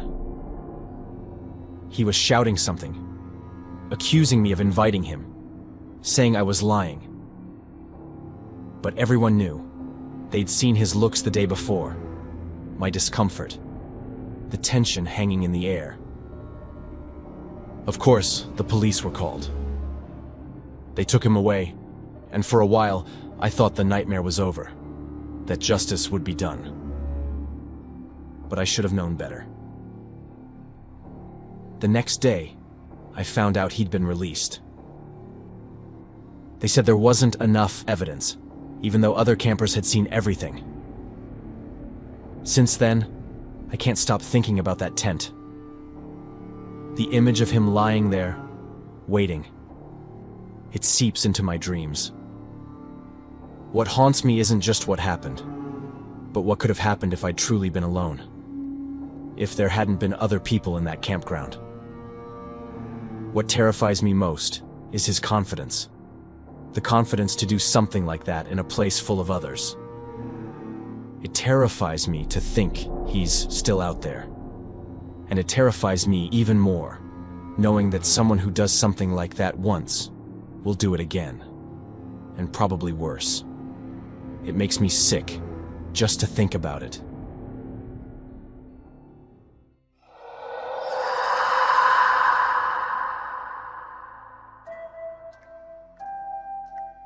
Hi everyone, and welcome to Horror Spectator. If you're new here, consider subscribing. We dive deep into the darkest, most chilling real-life horror stories out there. And if you're a returning viewer, I'm so glad to have you back, friend. In this video, we're exploring 3 stories of people who were inside their own homes. The one place where we're supposed to feel safe, yet ended up living through absolutely traumatic experiences. If you've been around the channel for a while, you've probably heard me say that these are some of my favorite kinds of stories. For me, there's nothing scarier than the contrast between the safety of your own home and something, or someone, invading it. And if it all happens in the middle of a storm, even better. As always, thank you so much for being here and for keeping this channel alive. Your support means more than you could ever imagine. Now, dim the lights, get comfortable, and let's head back into the mountains. And remember, viewer discretion is advised.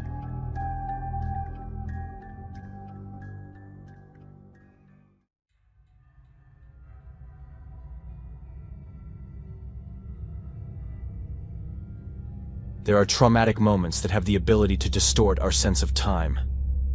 And this was one of them for me. This happened a little over 3 years ago, but many times it feels like it was only yesterday. At the time, I lived alone in a 1-story ranch house at the edge of a quiet, rural town in West Virginia. It was the kind of place with long stretches of empty fields between houses and a single road in or out. If you've ever heard of this part of the country, then you know exactly what I'm talking about.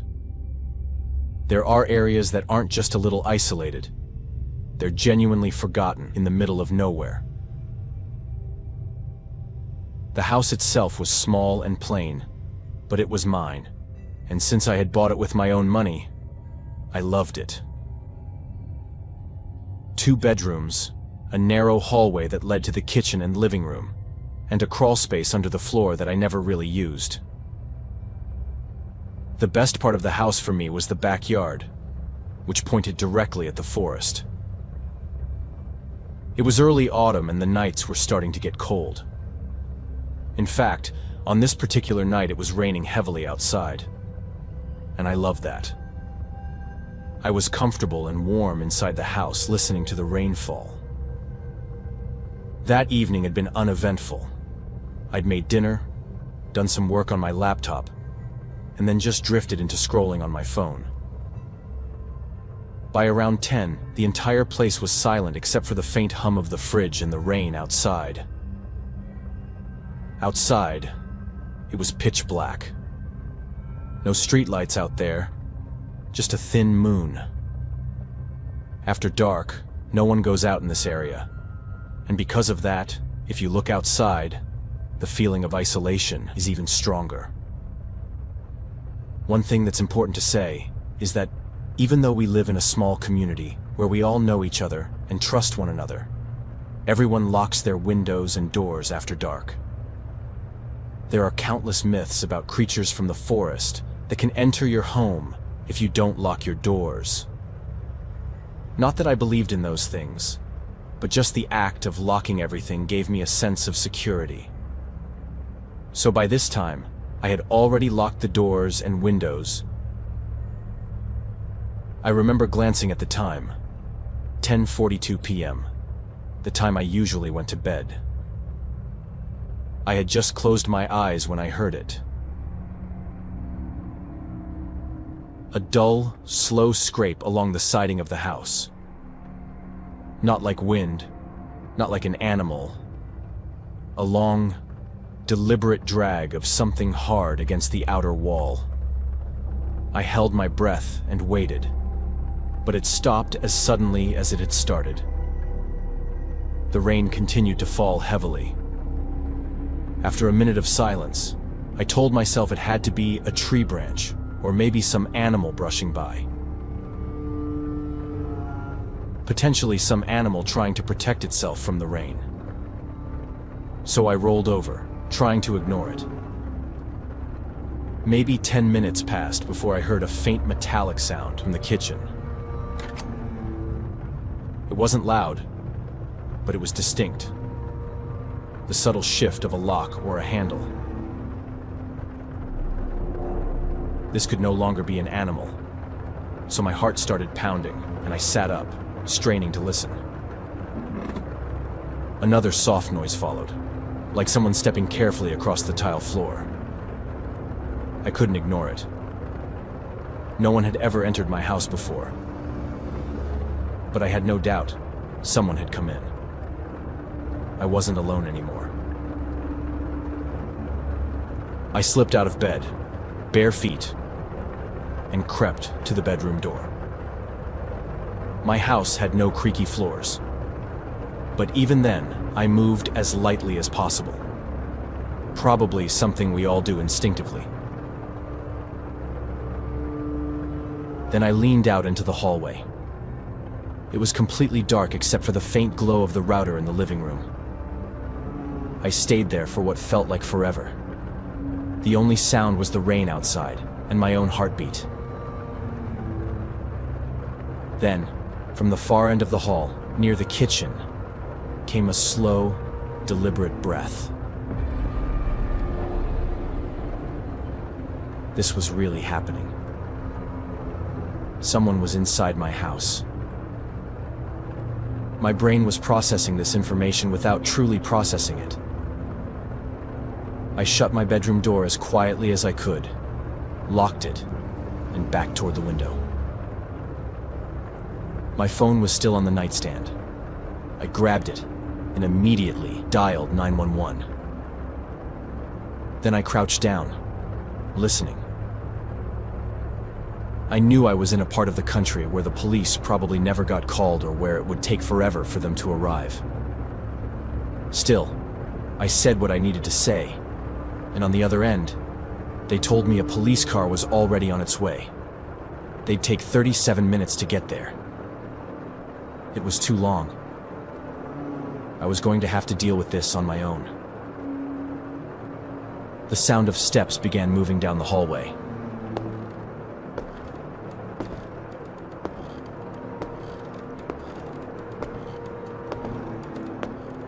Slow, careful, like whoever it was knew I was there. They had probably heard me talking. They reached the door of my bedroom and stopped right in front of it. Then a faint sound of fingers brushing against the door frame. Whoever was on the other side was taking their time. They knew the police would take a while to get there, and so they could take as long as they wanted. But I was terrified of running into the woods. Years earlier, something had happened to me out there at night, and just the thought of fleeing in that direction made my stomach knot. Now, I had to choose between running into the forest and whatever lived there, or staying and facing whoever was on the other side of the door. That's when a third option came to me. The roof of my house sat relatively low compared to the window. I could throw something out the window to make it look like I'd run that way, then climb out and hide on the roof. I just had to make as little noise as possible.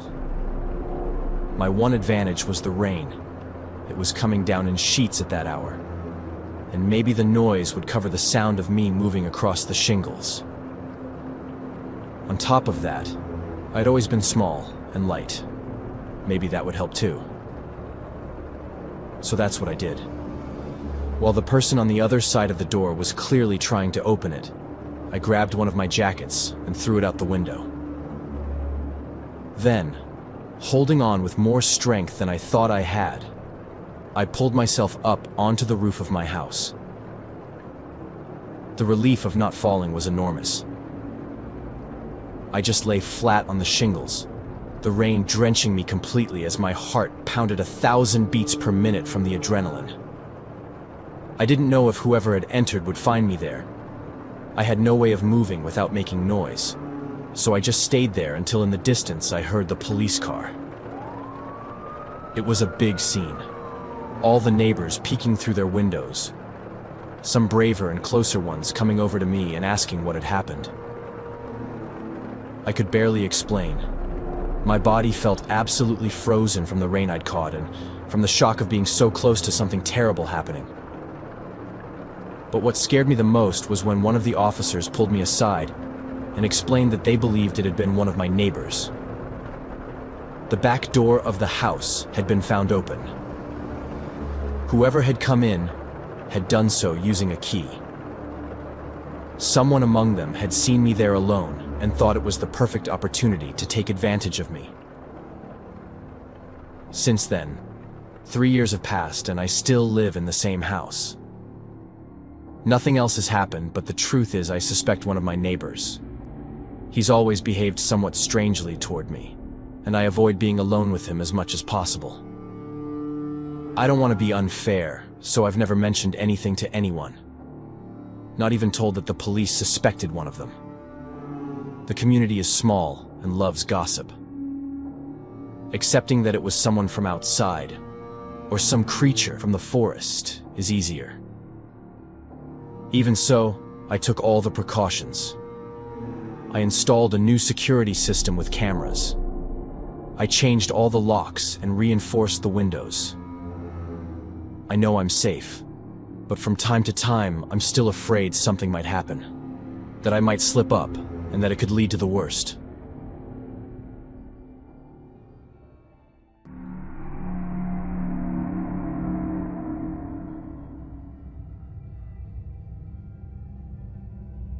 I was 25 when this happened, and I had just moved back to West Virginia after living in Ohio for a few years. Money was tight, and I was doing odd jobs through Facebook Marketplace and Craigslist.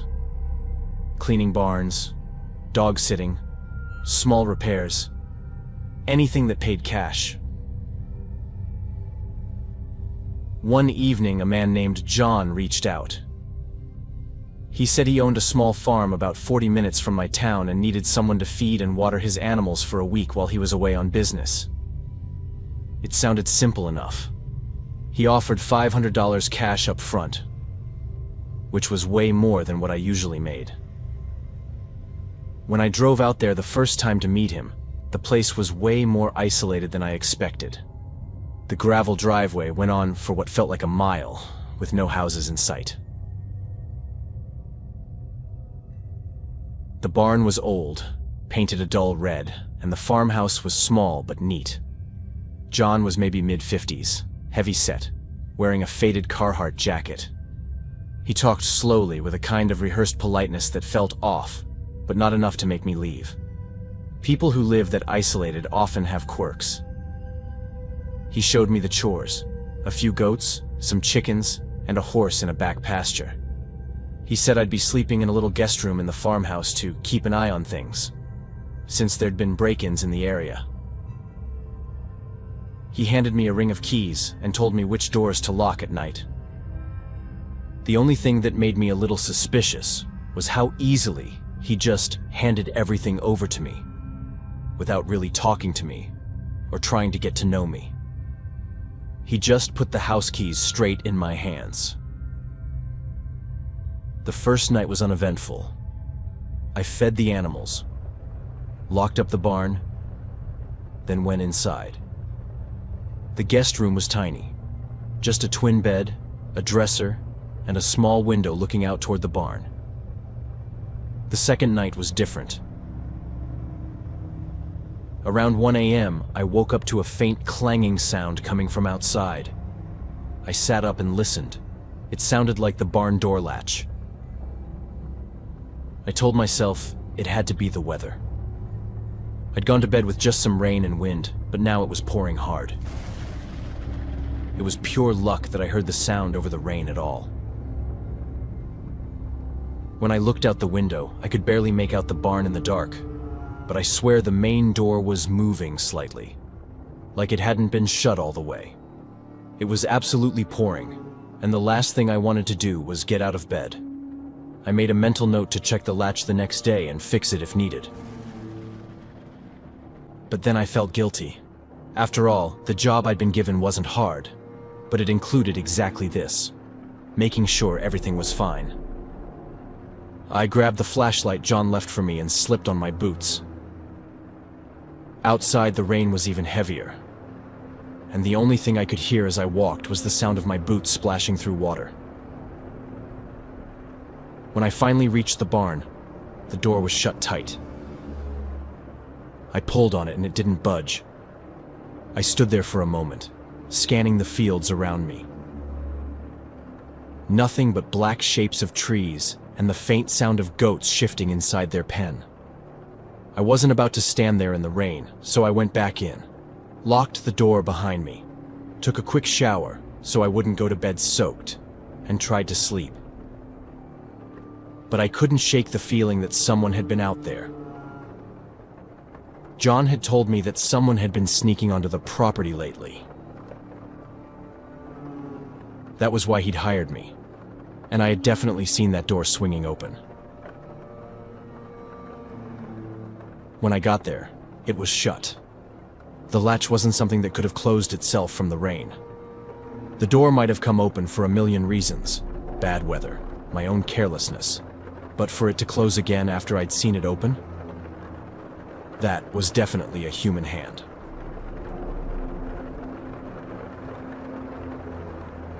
The next day was all about trying to figure out if someone had been there and fixing some of the things the rain had messed up. It was still raining, but not as hard as at night. But I didn't find any sign that anyone had been there. If there had been footprints, the rain had already washed them away. By the third night, I felt like something was off inside the house. Something I hadn't noticed before and knew wasn't me. It smelled like sweat, but an acidic, weird kind of sweat. At first I thought maybe something had gone bad in the kitchen or there was dirty laundry somewhere. But I couldn't find anything. The smell seemed to be in the living room, the bedrooms, the kitchen, everywhere. After I finished the main chores, I double-checked every window and door. even the ones John said nobody ever uses. Then I sat on the living room couch, thinking about what it could be. I already knew that if I went to bed, I wasn't going to sleep.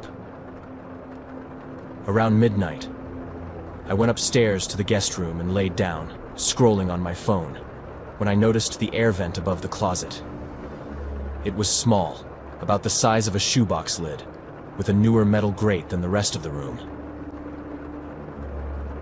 Something about it caught my attention. The screws looked shiny, like it had just been installed. I knew this because I'd noticed the ones in the kitchen were old and dirty and needed cleaning. I'd even made a mental note to clean some of them the next day to make a good impression on John. That's how I knew this one was different. Brand new. I stood up to get a closer look. Through the slats, I could see a faint glint. Glass reflecting light. I pulled a chair over to the closet and climbed on it for a better view. My heart dropped. Something was in there, glued to the slats, and it looked exactly like a tiny camera lens.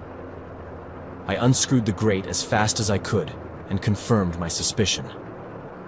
Inside was a small black device wired to a battery pack. The lens was pointed directly at the bed. I climbed down and just stood there holding it, my mind racing. Why on earth would John put a camera in that exact spot? I mean, I could have understood if there were cameras in other parts of the house. After all, he didn't know me and maybe wanted to make sure I wasn't stealing anything. But a camera aimed straight at my bed. That made no sense. Or actually, it did, if his intentions were completely twisted. I felt furious, violated. Not because I'd done anything in that bed, but because just the thought of someone watching me at my most vulnerable while I slept was sickening. At that point, it didn't even cross my mind that I might not be alone in the house. I assumed he was gone and was just watching me remotely. I started going through every single room, trying to find proof that something really bad was going on there. Room by room, my heart pounding harder with each door I opened. When I reached the main bedroom, the one that belonged to John, I noticed a square in the ceiling, clearly leading to an attic. I pushed it open, my hands shaking, and what I found up there left me completely stunned. He was in there, curled up in a corner like he was scared I'd lose it, which, honestly, I probably looked like I would. The tiny attic had 2 monitors streaming a live feed of my bed, and the walls were covered with photos of other people lying in beds. It was sick. I started yelling at him, calling him a coward, telling him to face me, but he just stayed crouched there like he was ashamed of what he'd done. I left right then, even though it was pouring rain outside. The next morning, I called the police and reported everything. What they told me floored me. They already knew something was going on. They'd gotten another complaint, just like mine before, but there was never any proof and nothing they could do. Still, I begged them to go there, to check the attic. I assume they did, but I never heard another word from the police after that. By then, he probably had already destroyed or hidden whatever evidence was left.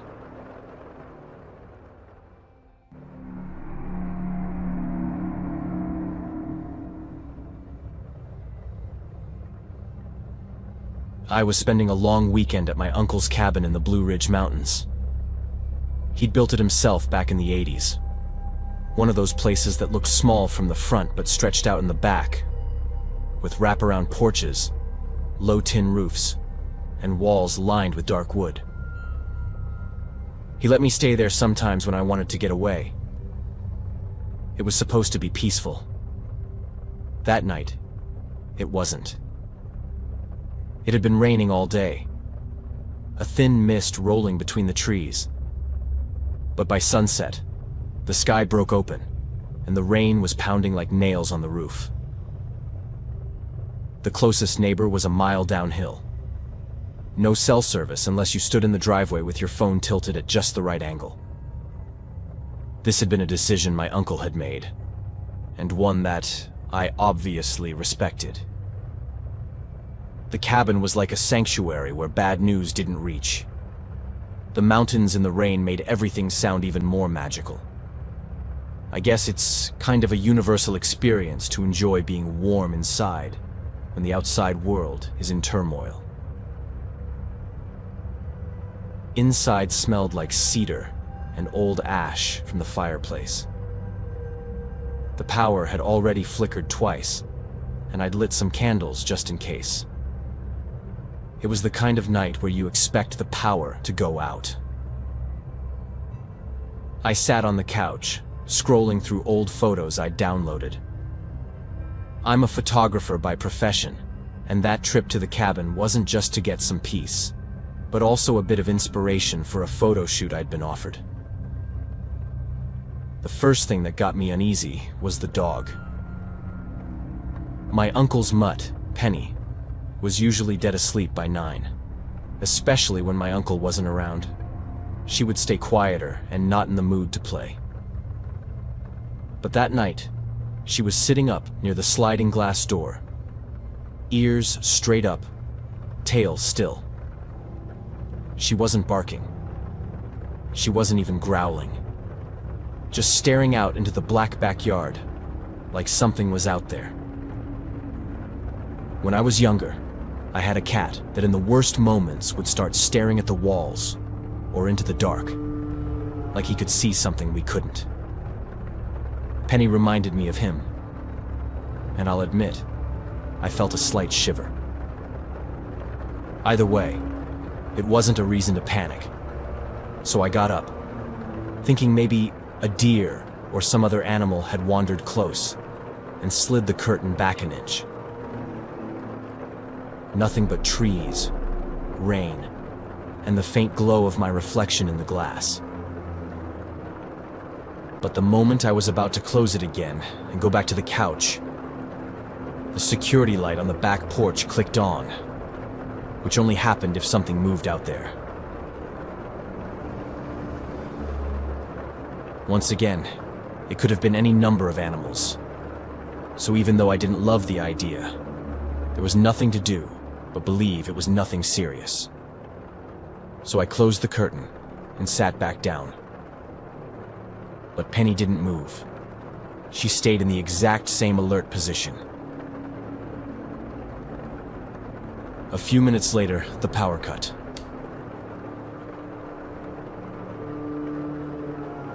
Dead quiet except for the rain hammering the roof.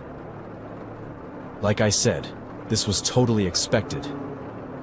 In fact, the candles had already been burning for a while, so I wasn't completely in the dark. There was some kind of draft inside the house. Probably a small crack in the wall.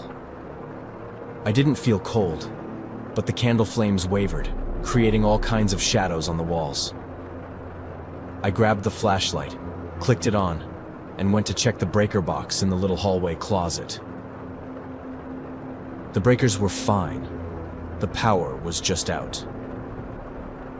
Out of habit, I opened the back door to see if the porch light was still working off its battery. It was. But the porch itself wasn't empty anymore. There were boot prints in the wet wood leading from the steps to the sliding door I'd just peeked through. And they weren't mine. I swear the simple sight of them gave me a mini heart attack, and I needed a few seconds just to breathe properly again. I needed to stay calm, think concretely and practically.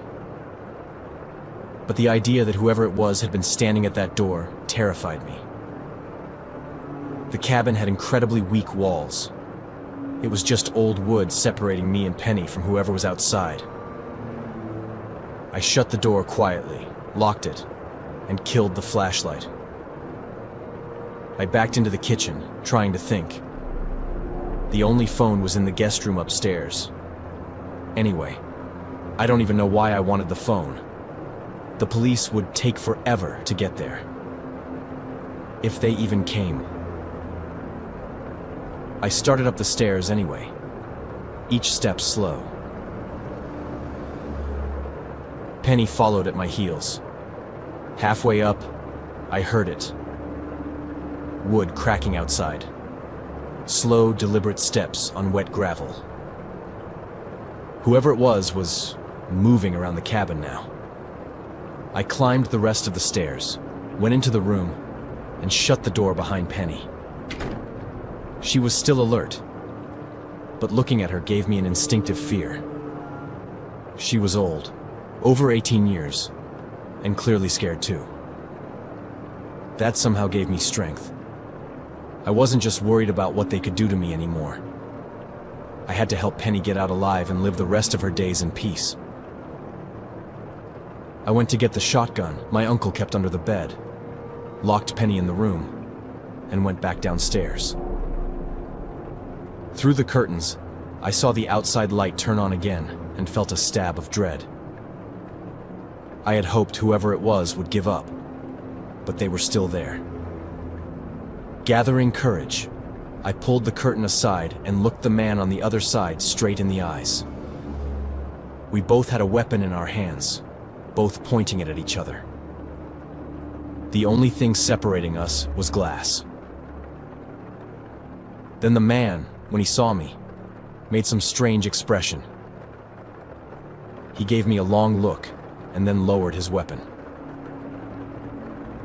I didn't lower mine, but I asked him what he wanted.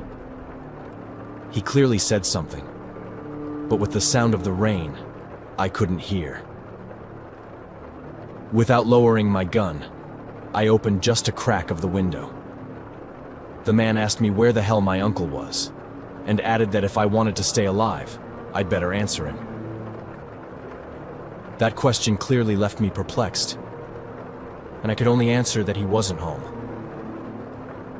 The man gave me another long look, and then everything happened too fast for me to process.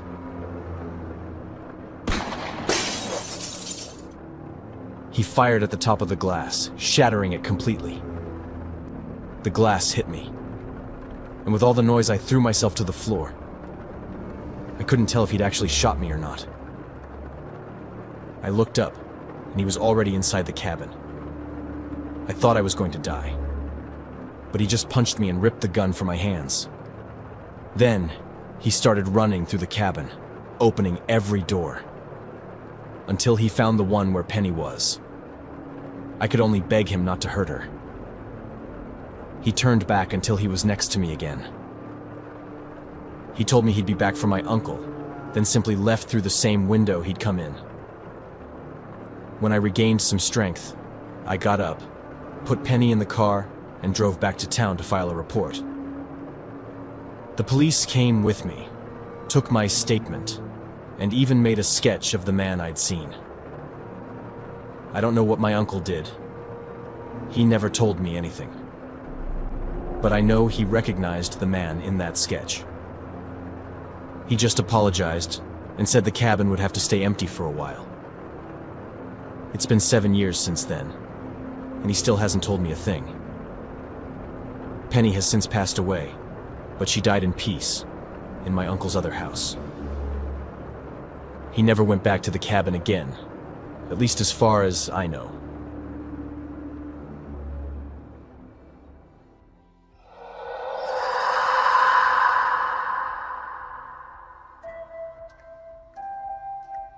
Hi everyone, and welcome to Horror Spectator. If you're new here, consider subscribing. We dive deep into the darkest, most chilling real-life horror stories out there. And if you're a returning viewer, I'm so glad to have you back, friend. In this video, we're diving into 3 truly terrifying stories that took place deep within the most remote and isolated parts of the Appalachian wilderness. From something caught on the security cameras of someone living completely off the grid, to a home invasion that still haunts its victim, and finally, an investigation that remains unsolved to this day. To me, these stories are as fascinating as they are disturbing. I don't know about you, but there's something about those lonely, far-off places that's beautiful and deeply unsettling. The untouched wilderness, the silence, it gets under your skin. As always, thank you so much for being here and for keeping this channel alive. Your support means more than you could ever imagine. Now, dim the lights, get comfortable, and let's head back into the mountains. And remember, viewer discretion is advised.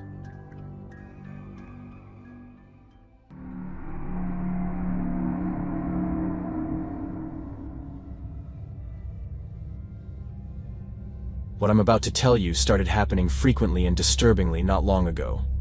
Maybe 2 weeks. Though I actually think it might have been going on for longer. I just didn't want to believe it.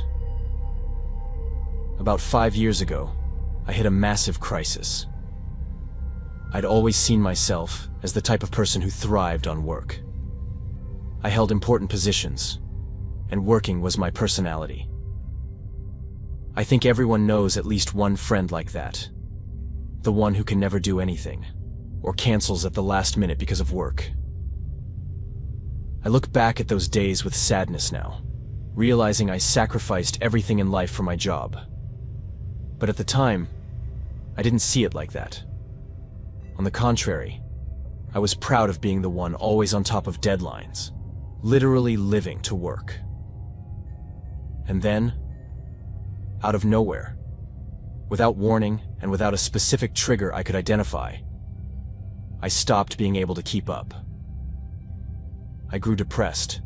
I started missing deadlines, sleeping in, having insomnia. I began isolating myself. Before, I didn't see my friends because I was working. Now I didn't see them because I didn't even have the strength to get off the couch. And when I say strength, I don't mean physical. When I finally went to the doctor, convinced I had some terrible disease, he told me it was burnout. I was shocked. In my personal dictionary, that word wasn't real. Certainly not for me. In my head, that happened to lazy people. People looking for excuses not to work. But I fell so low that I had to accept it was real and that I was going through it. Now that I've given you some context, maybe it's easier to understand why I reached what many of you might see as a dramatic, even radical conclusion. The only way to break this toxic relationship with work was to change my life completely. Another thing about me is that once I set my mind on a goal, I follow through without looking back. So when I decided to live as off the grid as possible, within a year, I was doing it. I'd always lived relatively close to the Appalachians, so when it came time to choose a new home, those mountains felt like the perfect place.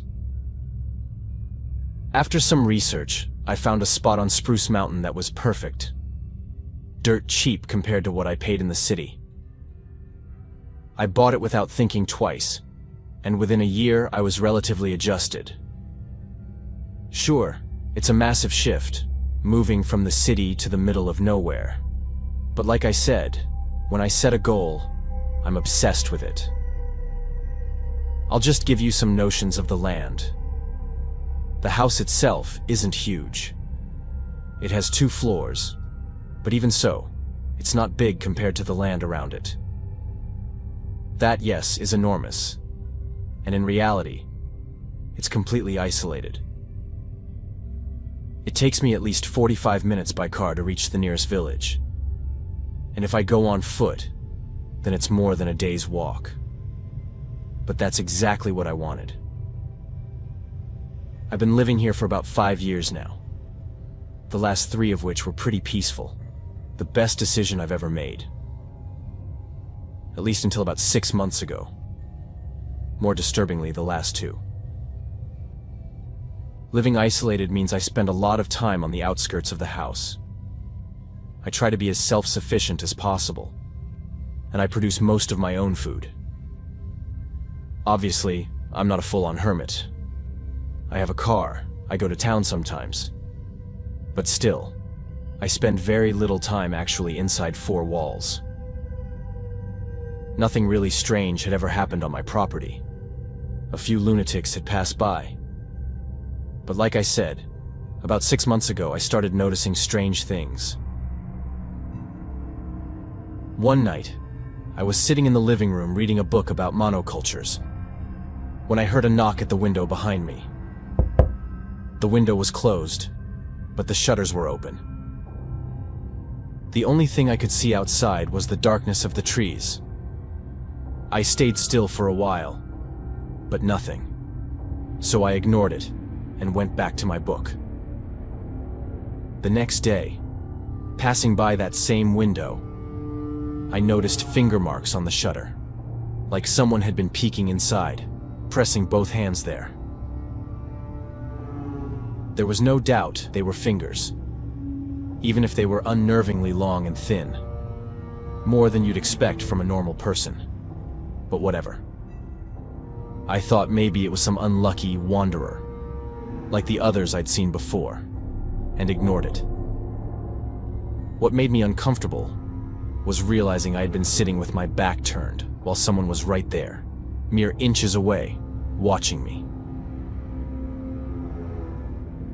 A few days later, I was in the same spot, this time with the shutter closed, when I heard what sounded like footsteps outside, followed by a whistle. I'm not even sure if it was a whistle. I just know it was a sound that made every hair on my body stand on end. I stayed alert for long minutes, listening, but there was nothing else. Just silence pressing in. I even considered the possibility that it had been something else entirely, or that I'd imagined it. But the way every hair on my body had stood on end told me my body had reacted, physically, instinctively. A few days later, I was in the kitchen heating up a late meal when I noticed movement among the trees. I looked closer and saw a shadow. I call it a shadow because I don't know what it was. I only know it stood on two legs and looked like a deformed man. I grabbed my shotgun and went to the front door, yelling what it wanted and warning that if it didn't leave, it would regret it. Days passed without anything else happening. Then one night, I was in bed upstairs when a stone struck my bedroom window. Not big enough to break it, just enough to get my attention. I peeked out and saw the same shadow among the trees again. Too dark to make out details, but I assumed it was someone trying to scare me. The thing that unnerved me the most was its head. It was distinctly lighter than the rest of its body, a stark shape against the darkness. I couldn't tell what it actually was, and the distance made it impossible to discern. I felt that instinctive fear again. My house is secure. I never leave anything open. Still, I went from room to room. Everything was locked. The house had been built to offer solid protection, but that was the first time I had a bad feeling, knowing I had a stalker who was either insane or had bad intentions. The next day, I did something I'd never needed to do before. I contacted several alarm companies, and that same night I installed 4 cameras around the perimeter, one for each cardinal direction. But nothing. The cameras picked up only small animals here and there. Until about 2 weeks ago, when they finally caught something. I'd mostly stopped checking them because I'd never seen anything. But that night, after taking out the trash, I felt almost certain something was watching me. I slammed the door, locked everything, and went upstairs to the computer streaming the live footage. For the longest time, nothing. Just the dark forest, which is terrifying in its own right. And then, Out of nowhere, movement. I went instantly on alert, and then I saw it.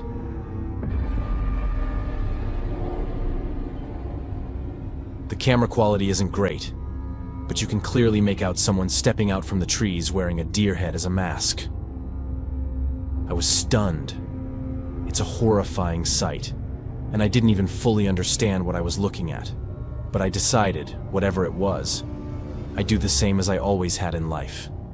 Face it.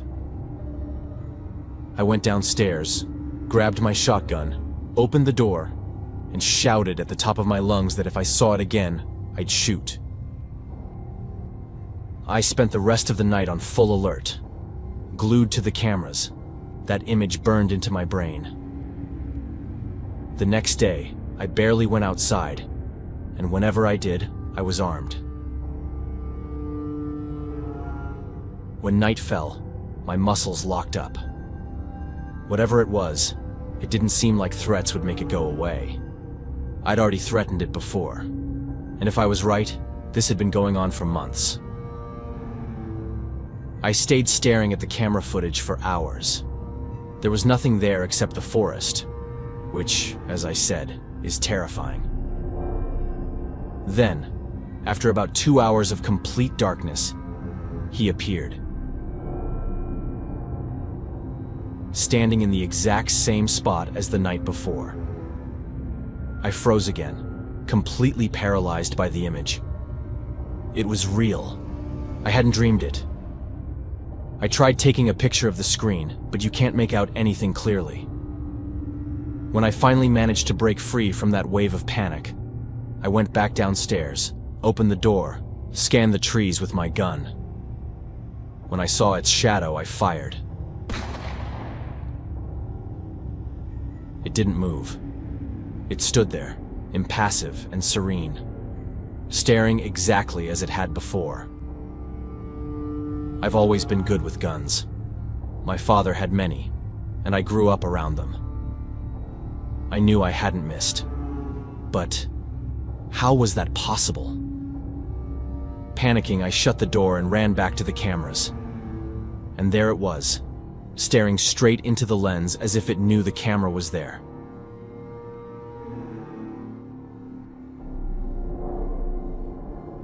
Right now, I'm desperate. I don't know what to do. I don't understand what I'm facing. I don't know what it is. Every night it appears and spends the whole night staring into the camera. By morning, it's gone. I'm sleep deprived and seriously considering seeing a psychiatrist. Has anyone ever faced or even heard of something like this? I need answers before I lose my mind completely.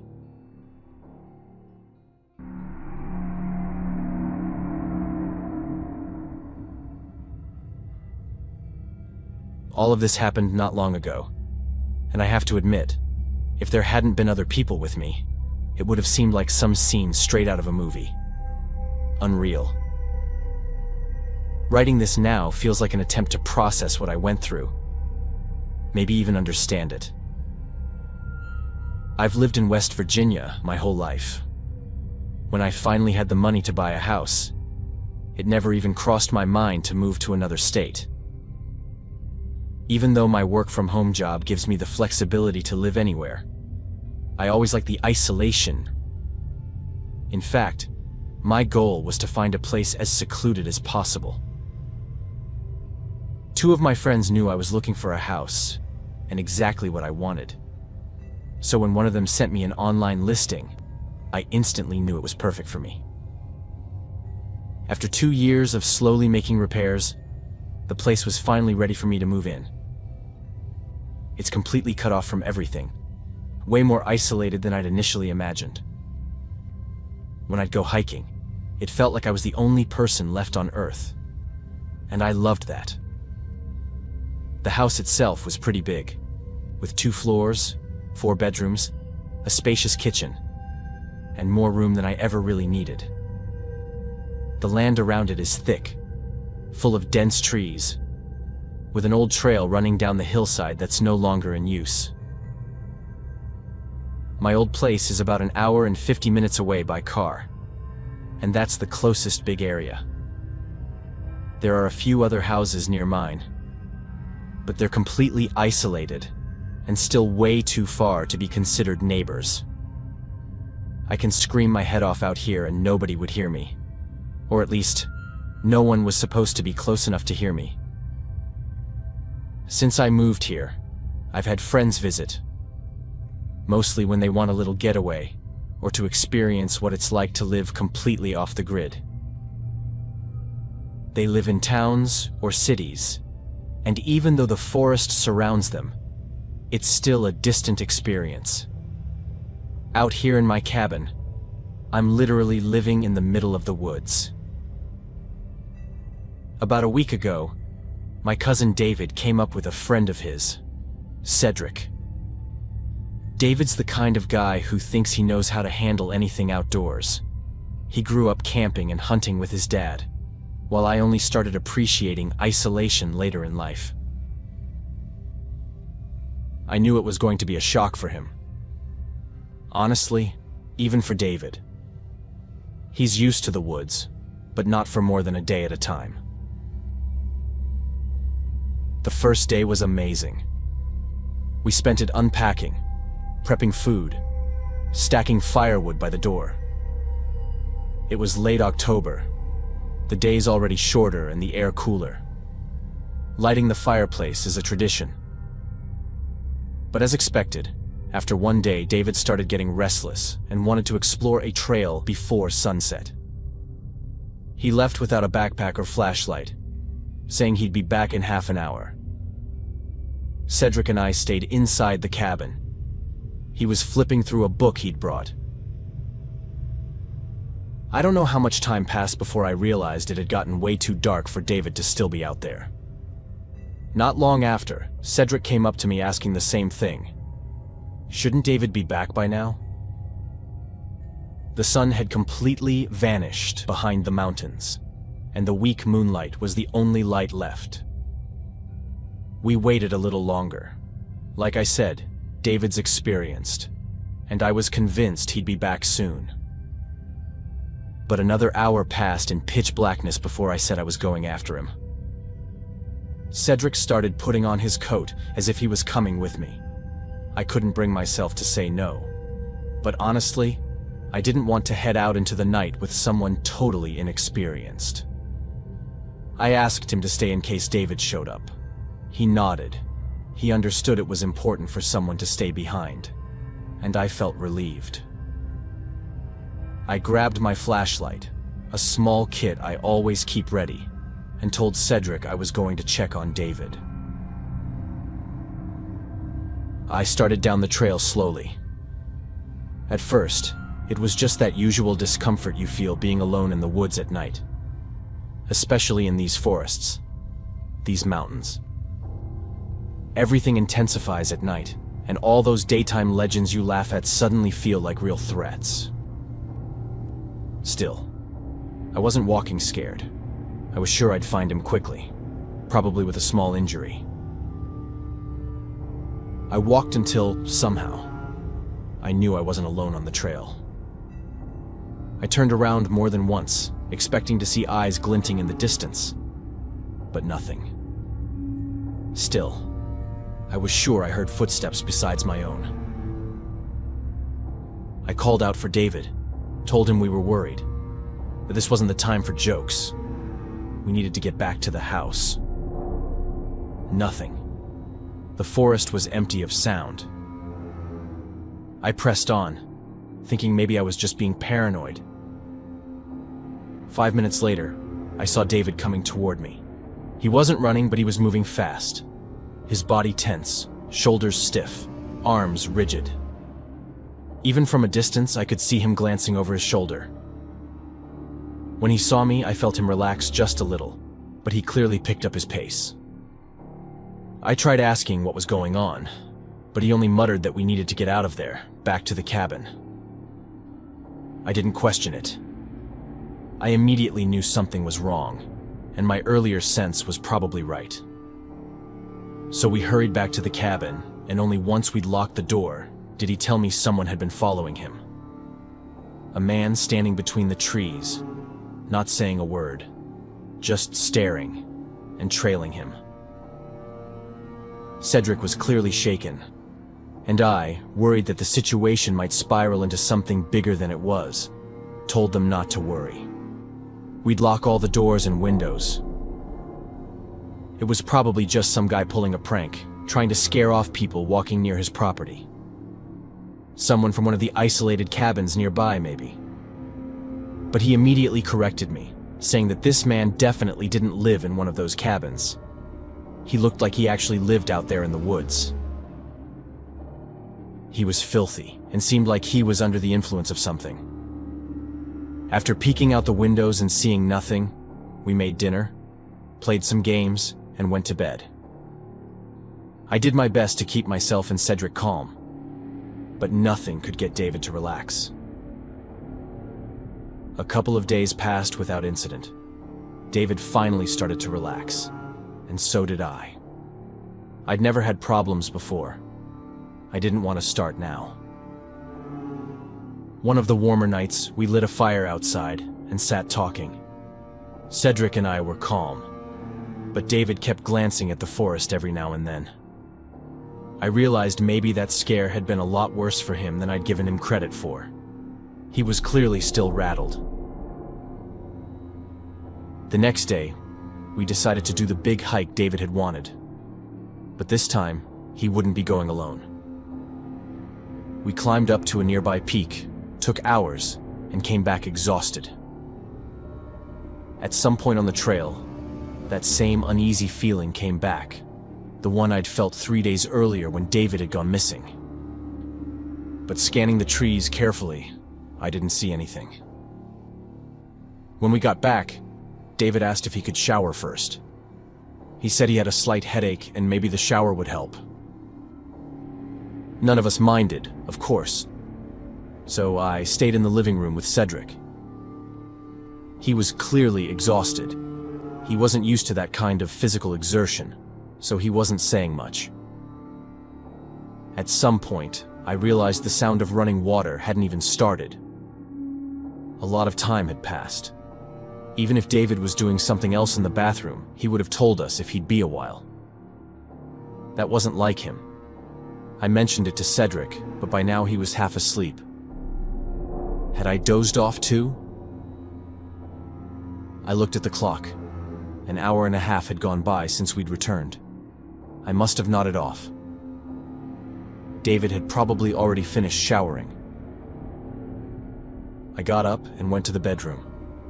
I knocked and called for David, but there was no answer. My hand went to the doorknob. I could feel something was wrong. My heart was pounding without me even knowing why. I opened the door slowly. What I saw is something I'll never forget.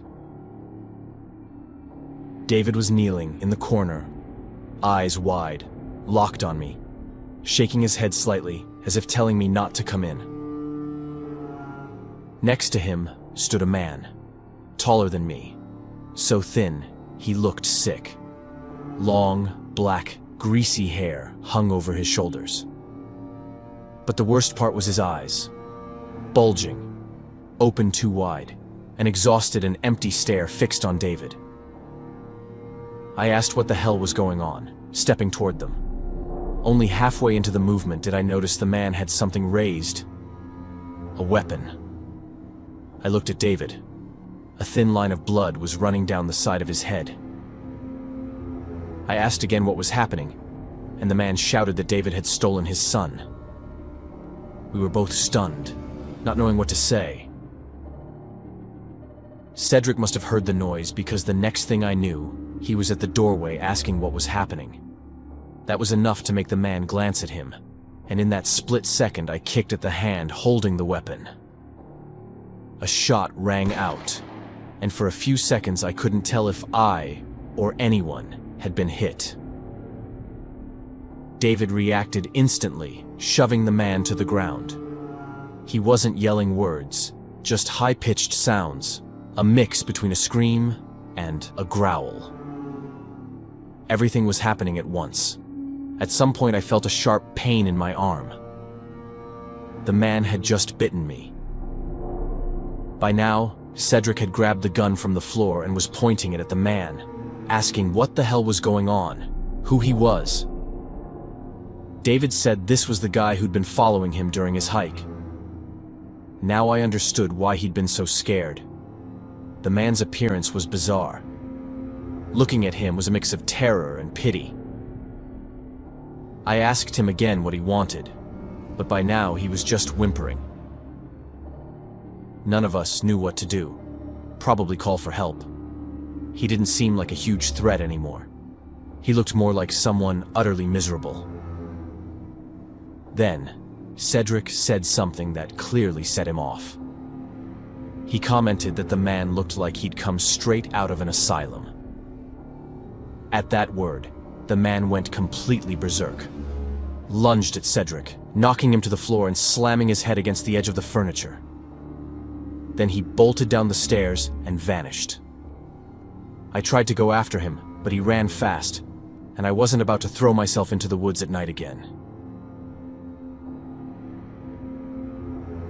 It's been 4 months since then. I've never seen the man again. I don't know who he was or what he wanted. David says he has no idea what the guy meant about his son. We don't even know how he got into the house while David was in the bathroom and we were sitting in the living room. All the doors and windows were locked. I still live here, but I'm always on edge, watching for when he might come back.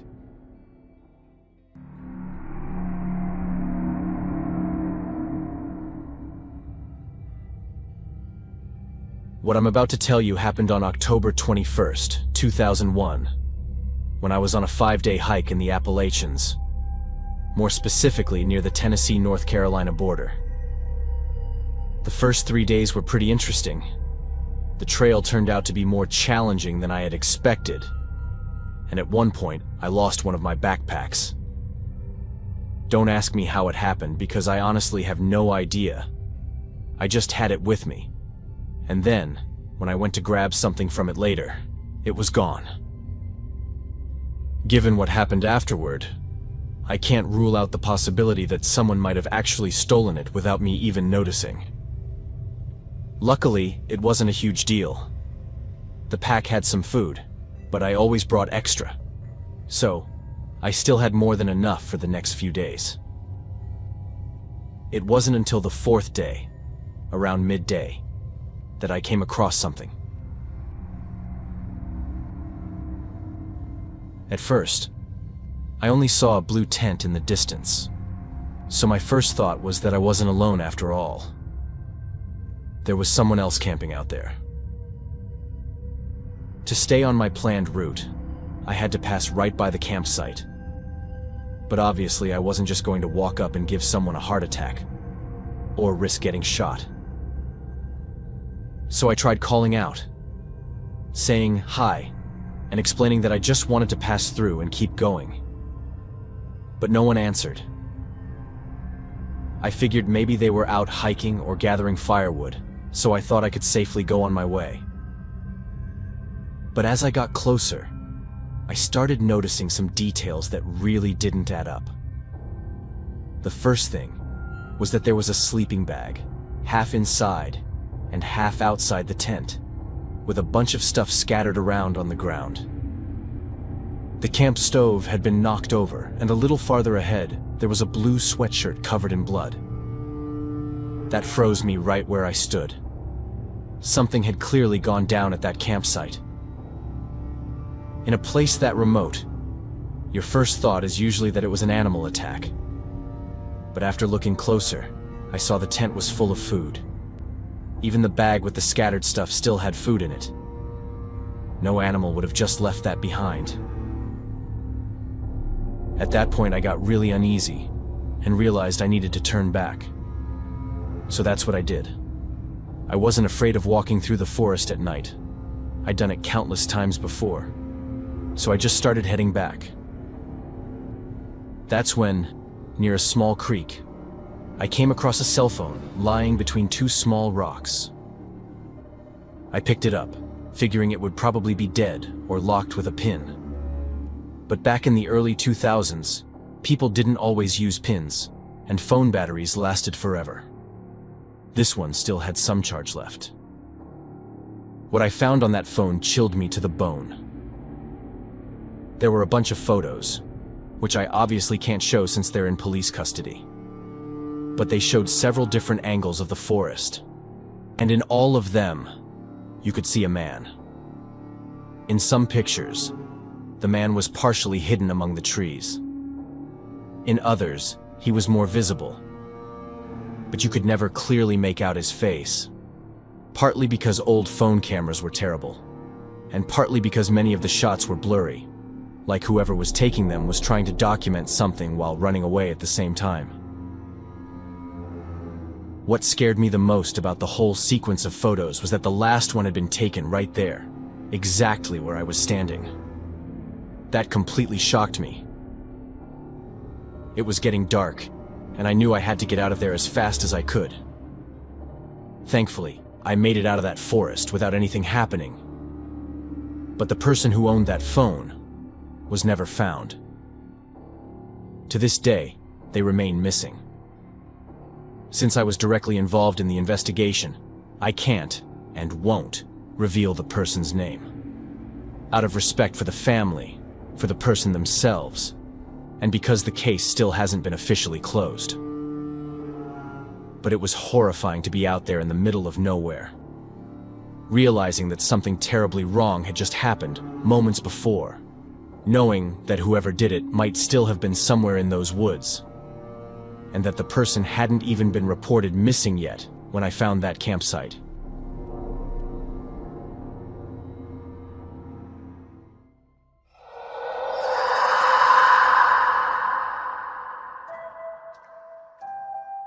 Hi everyone, and welcome to Horror Spectator. If you're new here, consider subscribing. We dive deep into the darkest, most chilling real-life horror stories out there. And if you're a returning viewer, I'm so glad to have you back, friend. In this video, we're diving into two disturbing stories that took place in the Appalachian Mountains. If you've been following the channel, you know most of our recent videos have focused on this region. But honestly, I can't get enough of it. There's something about the mystery that surrounds these mountains that just pulls you in. Today, we're looking at two cases that, in my opinion, are absolutely terrifying. The first story follows a group of friends who thought they were ready to take on the dangers of the mountains, only to realize they were completely unprepared for what was waiting for them. In the second story, we follow a man who finds himself at the center of a brutal crime. A crime that, to this day, remains unsolved. As always, feel free to leave your thoughts in the comments. I haven't been able to reply to everyone, but I do read them all. Thanks for watching. Now, let's get into the video. And remember, viewer discretion is advised.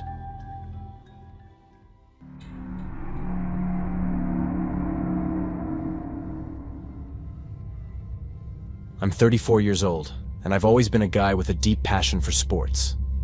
Ever since I was a kid, I played on the school soccer team, and for years, I genuinely believed that was my future. I had talent, I knew that, and it wasn't just something I imagined. There were influential people in the field who showed interest in me, even exploring the possibility of a sports scholarship. But everything changed when I suffered a knee fracture. At the time, it felt like a devastating, nearly irreparable blow, because my entire identity had been built around soccer. I quite literally felt like nothing else in my life had meaning anymore, like the ground had been ripped out from under me. No matter how dedicated I was to physical therapy or how hard I tried to recover, I realized early on that I would never be the same again. For 2 years, I drifted through a state of apathy and deep depression, completely directionless, like I'd lost the compass that guided my life. That's when I met Alicia, a classmate from college who, without even knowing it, ended up giving my life some meaning again. We were never romantically involved, But we formed a deep bond, almost like siblings, a kind of rare and sincere connection. She was the one who introduced me to hiking. Luckily, my knee had healed enough to handle long walks, and little by little, I fell in love with the idea of exploring nature. At first, I always hiked in a group, usually with Alicia's friends, and later, I started going on solo hikes. Still, even though we got along well, I always felt like I didn't really have much in common with the group, and that became even more obvious when Alicia married one of my best friends, and the two of them moved to Illinois. Naturally, I grew distant from the group after that. I still went on a few hikes with Alicia and Mark whenever I visited them in Illinois. Or at least, I used to. Because after what happened, I'm no longer sure I want to set foot on a trail anytime soon. With the original group gone, I started feeling the need to find new companions, to build my own hiking circle. Making new friends after your 20s, at least for me, is a particularly difficult task. No matter how hard I tried, it always felt like the right people just weren't showing up. Then, in 2017, I joined a Facebook group for people who loved hiking, but, for one reason or another, felt more comfortable walking in groups. That decision completely changed my relationship with hiking and gave me a solid, meaningful network of friends. After going on several hikes across different regions of the US, I built friendships that I still hold on to today. The main group I hike with is made up of 4 of us. Jared, a former soldier who was discharged from the military due to an injury. Caleb, a New York City hairstylist who got tired of urban life and started a business supporting hikers. And Mateo, the most versatile of us all, always juggling multiple gigs and never tied down to a single job. Despite our differences, we share core values and a deep love for nature and adventure, which has led us, over the last 2 years, to plan several hiking trips all over the country together. I'm not the kind of person who says everything always goes smoothly or that hiking is some danger-free activity. Far from it. We've encountered some truly weird situations, disturbed people, even near robberies. One time, we woke up to find a stranger inside Mateo's tent. And since he's a notoriously heavy sleeper, he didn't even notice until morning. It was one of the scariest moments of our lives. But as those kinds of experiences happened, we kept learning, adapting our behavior and strategies to always be as prepared as possible. So when we decided to hike a section of the Appalachian Trail, we genuinely felt ready. Or at least we thought we were. It all started in early June of 2023. We got a later start than planned, so we only hiked for about 2 hours before deciding to find a good spot to set up camp. We came across a pretty nice clearing with ideal conditions. It wasn't directly on the trail, but it wasn't completely isolated either. We were close enough to the main path that, if something happened, other hikers could find us easily. We were finishing dinner and sitting around the campfire when a man suddenly appeared out of nowhere. The initial reaction, as you'd expect, was shock. But we quickly realized he wasn't right. His speech was disjointed, his gaze empty and unfocused. And while he looked unkempt and dirty, he didn't seem like a homeless person living in the woods. On the contrary, he looked like someone who had taken care of himself, at least until recently, but had clearly been through something traumatic. We assumed he might be drunk, but there was no smell of alcohol. It was hard to explain. He wasn't threatening, didn't seem dangerous. There were 4 of us, and he was alone. More than anything, he looked like he needed help. We still had phone signal, so it didn't take long for us to call for assistance. That night, none of us got any real sleep. What disturbed us most was how, despite being confused, he kept obsessively repeating the same sentence. He was begging us, almost desperately, to make the whispers in his head stop. He said the whispers had started somewhere deep in the woods and had never left him since. At the time, we assumed it was some kind of mental illness. But later, we started to wonder if he wasn't actually crazy. Maybe he'd been driven to madness by something he'd seen or heard. I'd heard stories before. Folklore. Even unwritten rules tied to the Appalachians. Folktales about entities in the forest. Among those stories, the whispers came up again and again. Some say that in the more remote sections, the golden rule is to never respond to the whispers and to always stick together. I didn't pay much attention to those tales at the time, but that night changed everything. After the man was taken to the hospital, we tried to rest for a bit. And the next morning, we resumed the trail. Over the following 3 days, everything went as planned. The terrain was tough, and sometimes my knee would start to complain. But the pain was more than offset by the sense of inner peace that came with every step.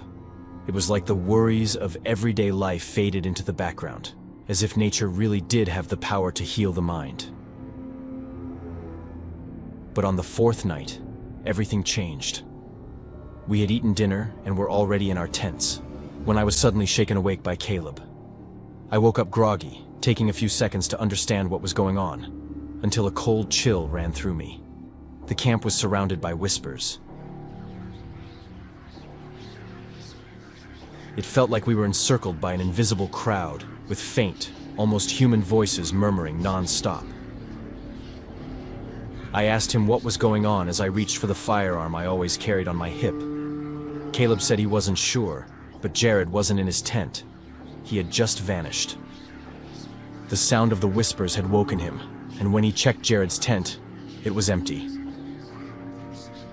We rushed out of ours and found Mateo already outside, on high alert, gun drawn and pointed at the trees. It was surreal. There were no figures to be seen, but the voices were unmistakable, a constant, low murmur. And we knew, almost instinctively, that we couldn't respond. That was one of the rules. You don't have to believe in folklore, but that night, it was the only logic we had. We had to follow the rules even without understanding them, and above all, we had to stay together. Still, we couldn't just abandon Jared. We set out to find him, never separating, moving as one. We found him sometime later, completely disoriented. The last thing he remembered was hearing a voice calling out to him, like something had compelled him to follow. He told me it didn't feel like a choice. It felt like he was under some kind of control. And coming from him, a man with military training and razor-sharp survival instincts, that scared the hell out of me. The return was unbelievably difficult, for reasons I still can't explain. What should have been a simple 30-minute trek felt like an endless journey. We kept passing the same spots, as if walking in circles, even though we were absolutely sure we weren't. Jared, though back with us, kept asking nonsense questions, forgetting what was going on. Sometimes he seemed himself again, but quickly drifted back into a kind of mental fog. By the time dawn broke, we were desperate, and that's when we spotted another campsite. We knew immediately it wasn't ours, and approaching it had to be done carefully. But thankfully, the people there were kind and welcoming. After we shared our story, they offered help. The most terrifying part, though, was discovering we were almost 200 miles from our original camp. It was physically impossible for us to have covered that distance overnight. And even if it were possible, how do you explain the fact that we spent hours feeling like we were stuck in the same spot? We called for professional assistance, and a team was sent to the location where we had camped. Everything was untouched, like nothing had ever happened. If we had made it back to our camp on our own, maybe we would have convinced ourselves it was all just a collective episode. Something we ate, something in the air, who knows?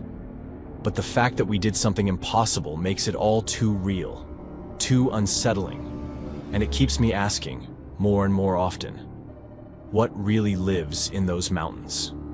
What was it we heard that night, and why? I don't have answers, but I know that night unlocked a new kind of fear in us. We'd faced dangerous people before, but never the unknown. And lately, I keep thinking about trying to track down the man we helped that first night, trying to find out what he saw, trying to understand what we still can't.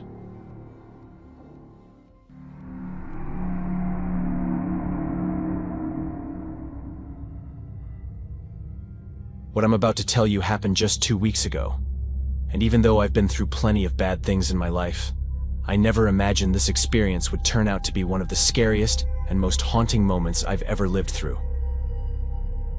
I had anything but a happy childhood, and to be honest, there was never really room for any real sense of happiness.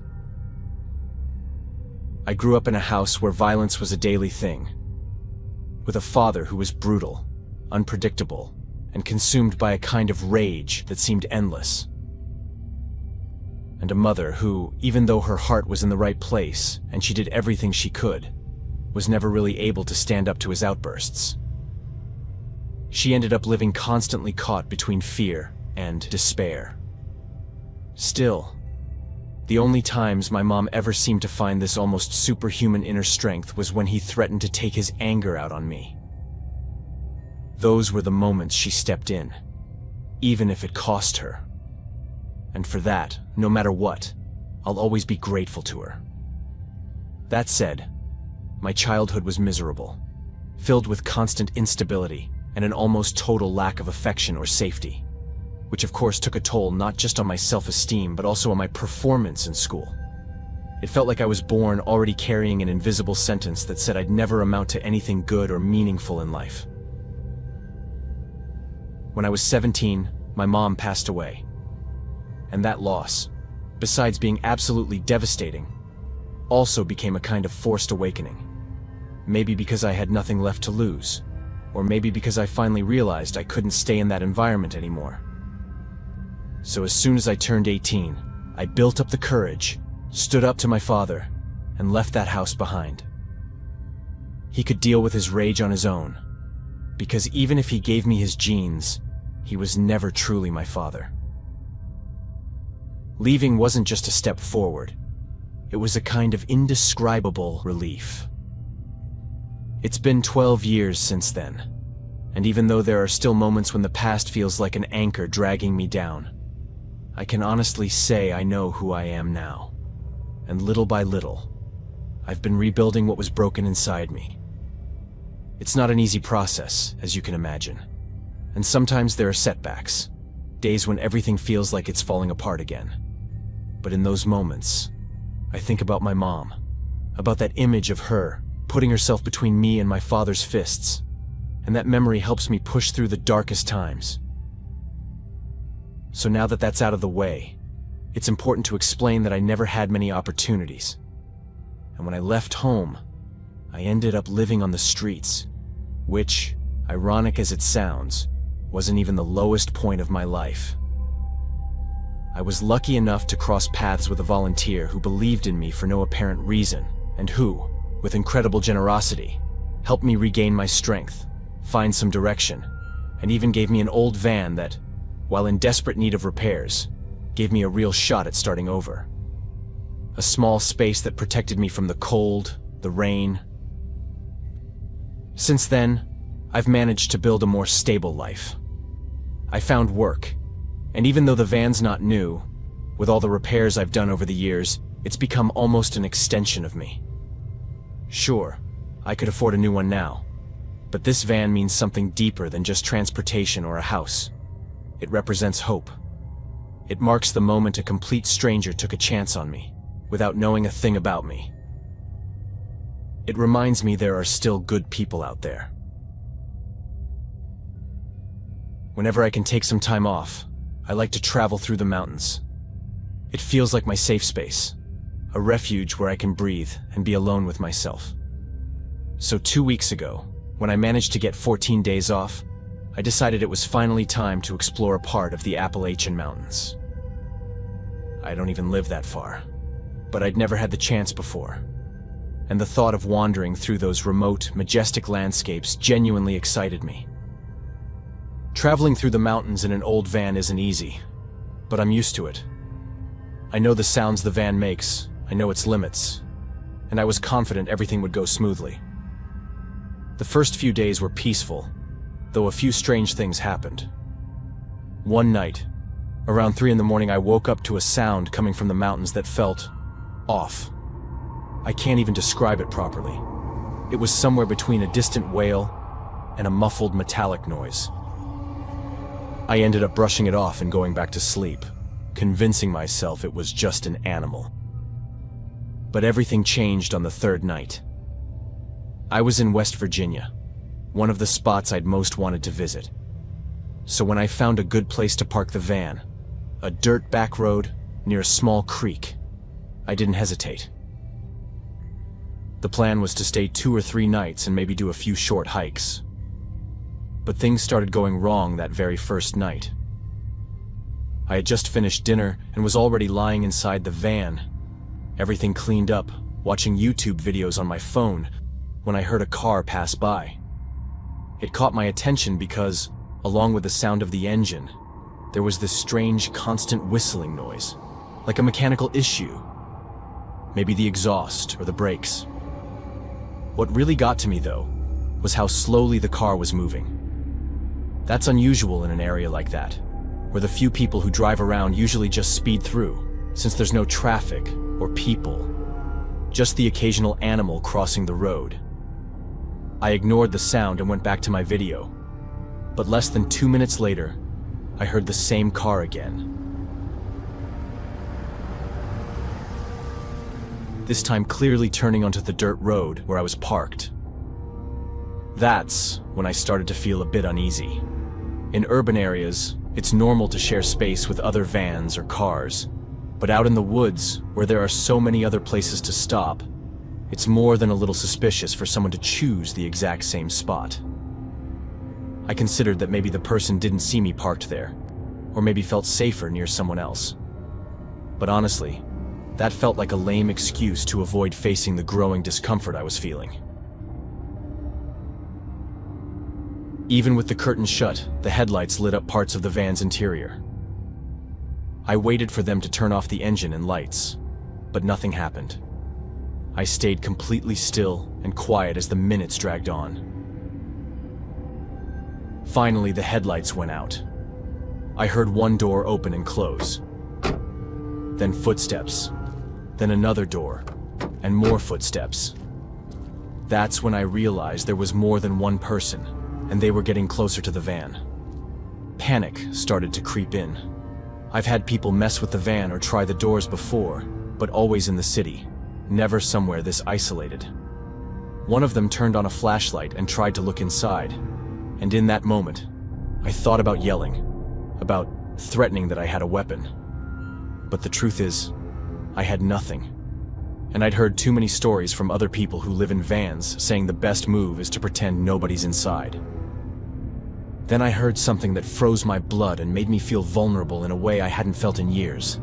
A sharp pop, a bang, and I realized they were slashing the van's tires. Whatever chance I had of escaping was gone in that instant, and if I still had any doubts about their intentions, those doubts vanished. They were there to hurt someone, and now they knew I couldn't start the van. That's when I heard another vehicle approaching from the distance.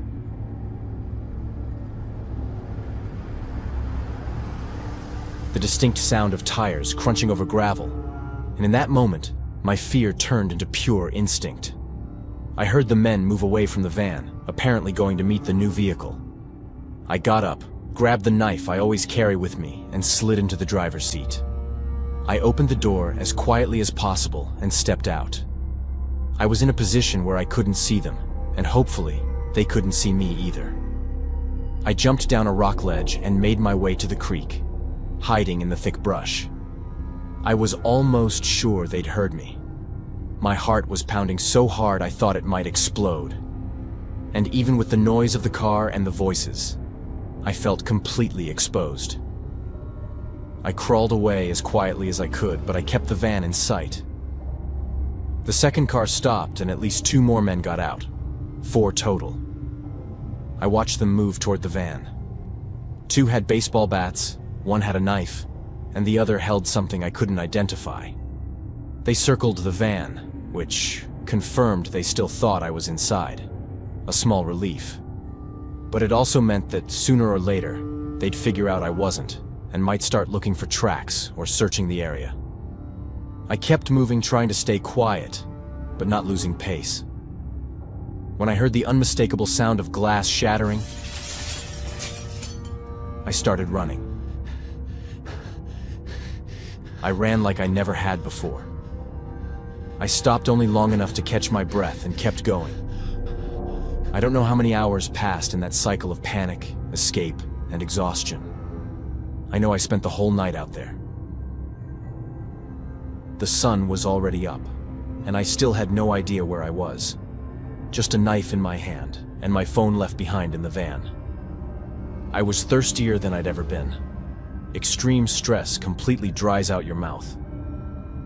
It wasn't until around 11 in the morning that I heard a car in the distance and realized I must be near a road. I stayed hidden, afraid those men might still be out looking for me. Or someone else. It was only when I heard the distinct sound of a truck that I finally worked up the courage to step out of the bushes and ask for help. The trucker was surprisingly understanding and told me that something almost identical had happened in that same area about 15 years ago, and that shook me to my core. 15 years? Were these the same people? Or were there other groups out there doing the same kind of twisted thing and getting away with it? The police confirmed that there had been several similar incidents reported in that region over the years. They took me back to the spot where I'd left the van, and the sight of it hit me like a punch to the gut. It was completely trashed, vandalized inside and out, totally unrecognizable. Since then, I've been staying at a coworker's place. And honestly, I think my days of living in a van are over. Maybe it's time to rent a place of my own, to accept that, as much as that life once saved me, it's not safe anymore. And maybe it never really was.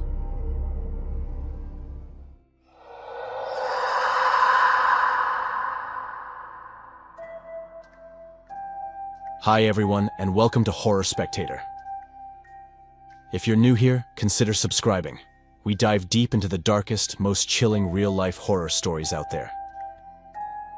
And if you're a returning viewer, I'm so glad to have you back, friend.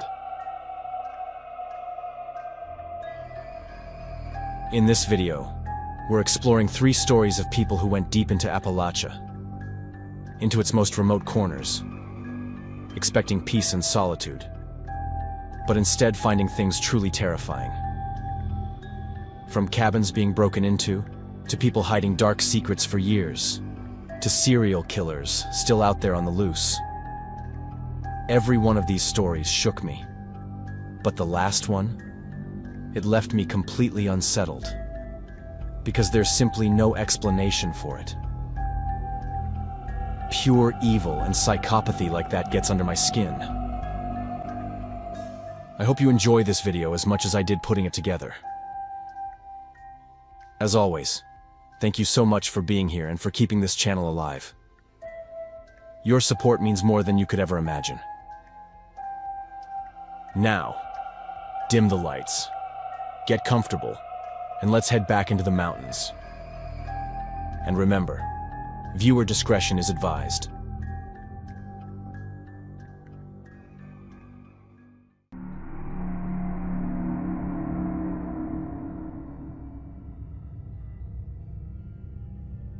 I own a small cabin deep in the Smoky Mountains. It isn't anything fancy, just 2 bedrooms, a living room with a stone fireplace, and a tiny kitchen. But it's my little escape whenever life in the city starts to grind me down.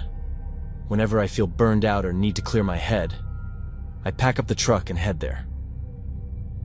It always felt like my safe place. This was back in 2019. I'd just driven about 8 hours north, and by the time I reached the dirt road that led to the cabin, the sun was long gone and the forest was pitch black. The final stretch of road is narrow, with tree branches that scratch against the side of the truck if I'm not careful.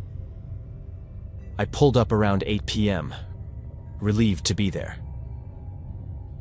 First thing I always do is fire up the generator, then haul my luggage inside. But that night, the second I unlocked the front door, I noticed something was off. The air inside was colder than it should have been, colder even than outside. More than that, I felt a draft and pushed the door. When I flicked on the light, my stomach dropped. One of the living room windows was completely shattered, glass all over the floor. I froze in the doorway for a good minute, my mind racing. I forced myself to do a walkthrough, gripping a fireplace poker like a weapon.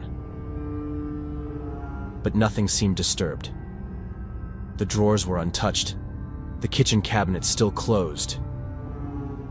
Everything was exactly where I'd left it. Besides that, there were no marks on the ground. It had rained all week, so if anyone had come through there, they would have left footprints. The truth is, I hadn't been up to the cabin in about a year, so that window like that could have been something old.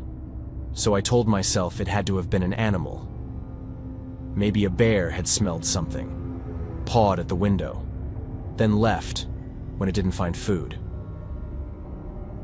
I'd seen claw marks on trees near the cabin before, so the thought wasn't far-fetched. Still, my nerves were a bit frayed. Since it was too late to drive back into town for supplies, I nailed an old piece of wood I had lying around over the opening to block out the cold and sleep more comfortably. Still, it was fragile, and if someone wanted to, they could easily get in. I set some firewood in the fireplace, lit it, and soon the cabin glowed with that soft orange light I'd always loved. I made myself a quick sandwich, poured a whiskey, and curled up on the couch with a book. I was reading The Collector by John Fowles, and the irony of reading a horror book in a situation like that didn't escape me. Maybe next time I came up to the cabin, I'd bring something a little lighter and more uplifting. Despite the broken window, the sounds of the forest drifting in were oddly calming. Crickets, the occasional owl, the pop and crackle of the fire. It didn't take long before my eyelids got heavy. Around 11, I topped off the fire, shut the lights, and went to the bedroom. I set my alarm for 7 a.m. on my phone. I always keep it on the nightstand, and drifted off. Then, at 2:34 a.m., I jolted awake. My chest was pounding like I'd been yanked out of a nightmare, but I couldn't remember what I'd been dreaming about. I sat there for a moment, trying to convince myself it was nothing. But something felt wrong. The way I had just woken up had been a bit violent, and it left me feeling suspicious. I got up, phone in hand out of habit, and carefully cracked open the bedroom door. The glow from the moonlight partially lit the hallway, just enough for me to see. I pressed the light switch, but nothing turned on. Something urged me toward the window I'd found broken, and that's when I noticed the piece of wood I'd nailed over it was lying on the floor. My stomach flipped. I stepped closer and saw muddy boot prints leading in from the broken window. My throat went dry. I followed the prints with my eyes, across the floor, down the hall. They stopped right where I was standing. Slowly, I turned my head and realized they continued into the bedroom I'd just come from. I felt cold all over. By this point, my subconscious already knew I wasn't alone in that cabin. I forced myself back into the room, and that's when the horror hit me. The prints didn't stop at the doorway. They went right up to my bed, and there were no tracks leading away. I thought about moving closer to the bed and peeking underneath, but it wasn't necessary. Every part of me knew someone was there. I stepped back, and the person, sensing that I knew, lifted their head and smiled at me. A smile that was pure psychopathy. I shot upright so fast I slammed into the doorway, nearly knocking the breath out of myself. Adrenaline took over. I grabbed my keys, clutched my phone, and sprinted out the front door. I didn't even think. I just jumped into the truck, locked the doors, and tore off down the dirt road, branches scraping the sides. Halfway to town, I finally caught my breath enough to call the police. I was shaking so badly I could barely hold the phone steady. They told me to head straight to the station, and by the time officers drove back with me, it was nearly 4 in the morning and the intruder was gone.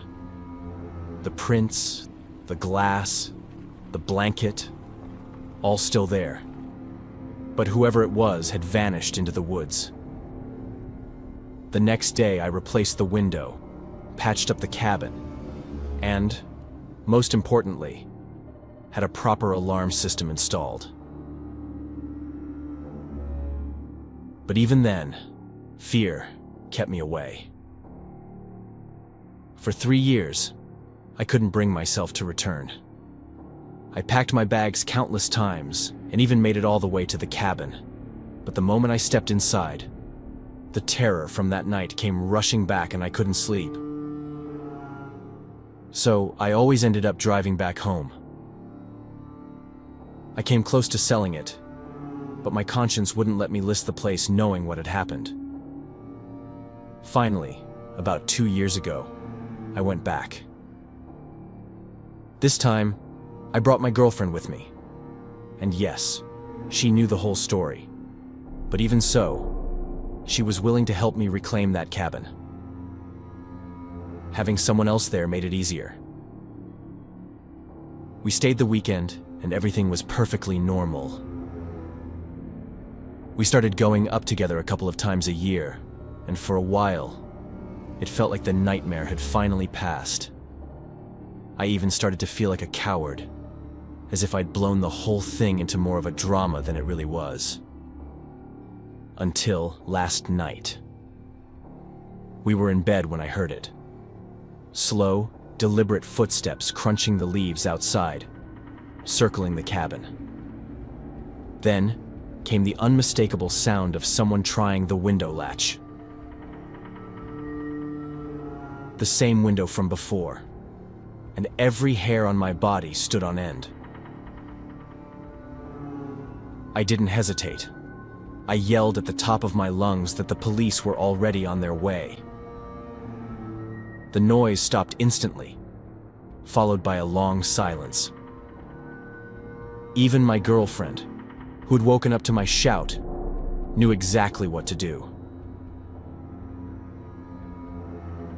We didn't sleep after that, just sat up until the sky started to lighten. I don't know if they left because of my shouting, or if they're just biding their time. All I know is the forest doesn't feel like my refuge anymore. It feels like someone else's hunting ground.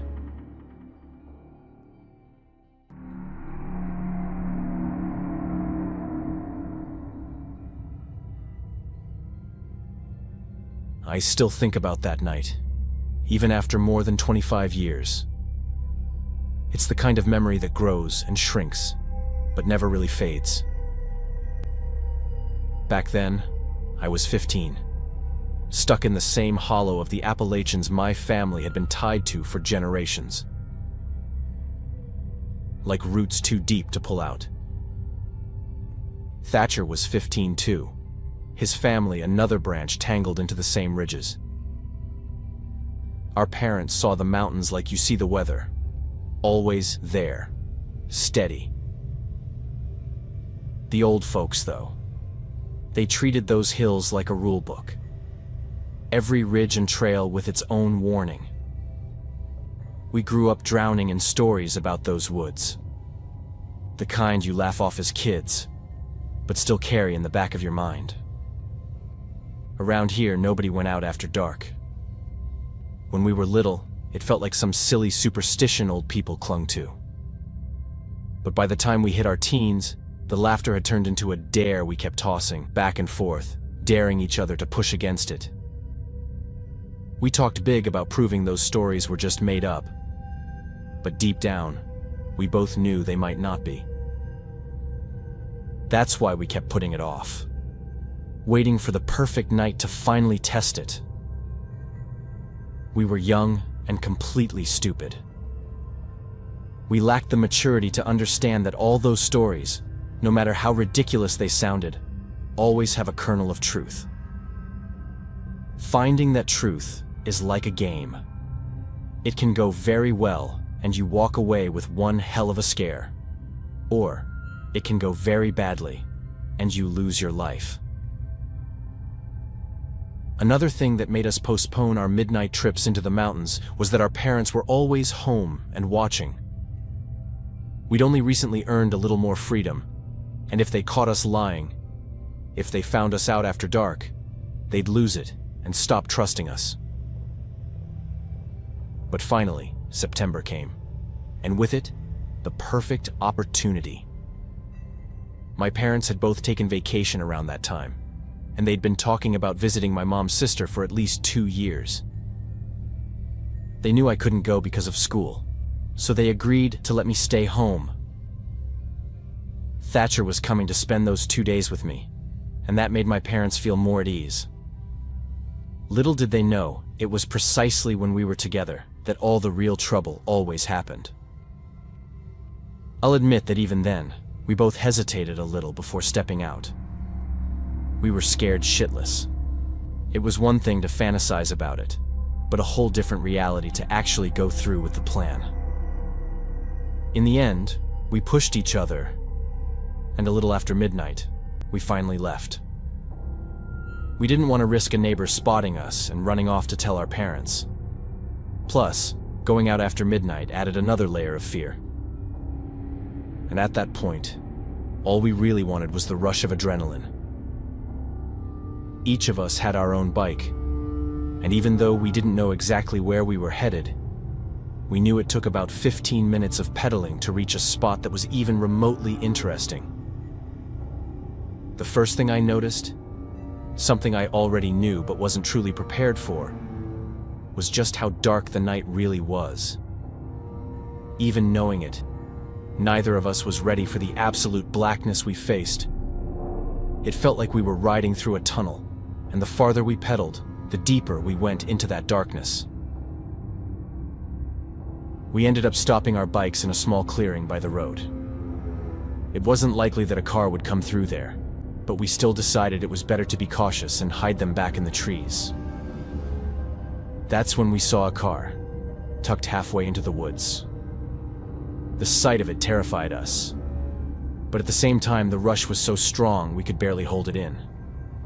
Who the hell would be out there in the middle of the forest, and why? It was the perfect adventure for two dumb 15-year-olds. So, without thinking twice, we started walking through the trees, daring whoever might be out there. It was thrilling, fear mixed with curiosity. Every sound in the forest made us jump. A branch here, another over there. We knew they were normal noises. Both of us had been there during the day. But at night, everything was amplified. Every sound a potential threat. Still, we kept moving, hearts hammering, until we saw him. He was standing just a little deeper into the trees, partially hidden by shadows. He was turned away from us. And at that moment, any trace of a joke we might have had was gone. We were both obviously terrified and regretting putting ourselves in that situation. He held a shovel in his hand, striking something on the ground. We couldn't see what it was, because without wanting, I stepped on a dry branch that snapped loud. He stopped immediately and turned toward us. The fear that hit me then was unlike anything I'd ever felt. The man wore a white mask that covered his face, but even in the darkness, you could see it was smeared with some kind of grime. Before I even had a chance to warn Thatcher, I bolted. Thatcher screamed behind me and joined the run. We were both panicked, running blindly, knowing that whatever the man was doing was illegal, and he had seen us. We'd heard countless stories of criminals using the mountains as hideouts.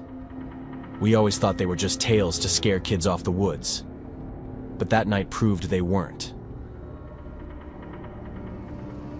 When we finally reached our bikes, I jumped on.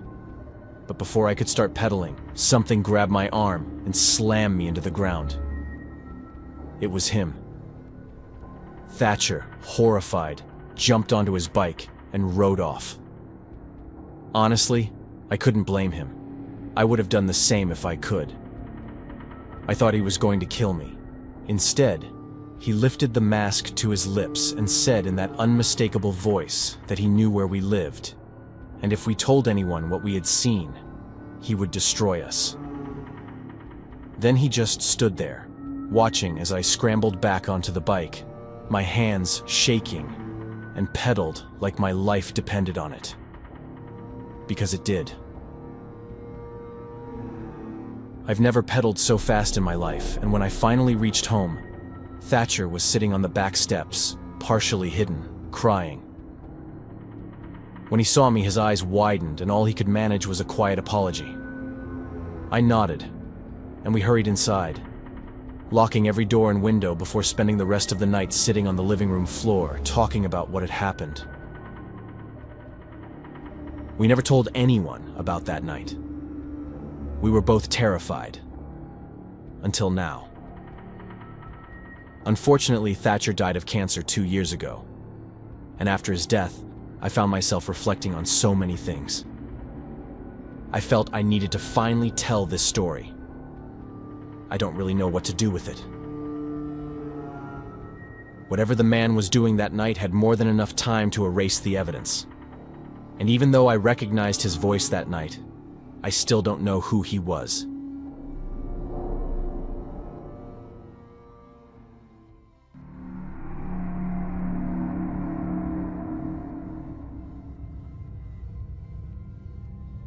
Two weeks ago, something happened to me on the Pennsylvania section of the Appalachian Trail that I can't get out of my head.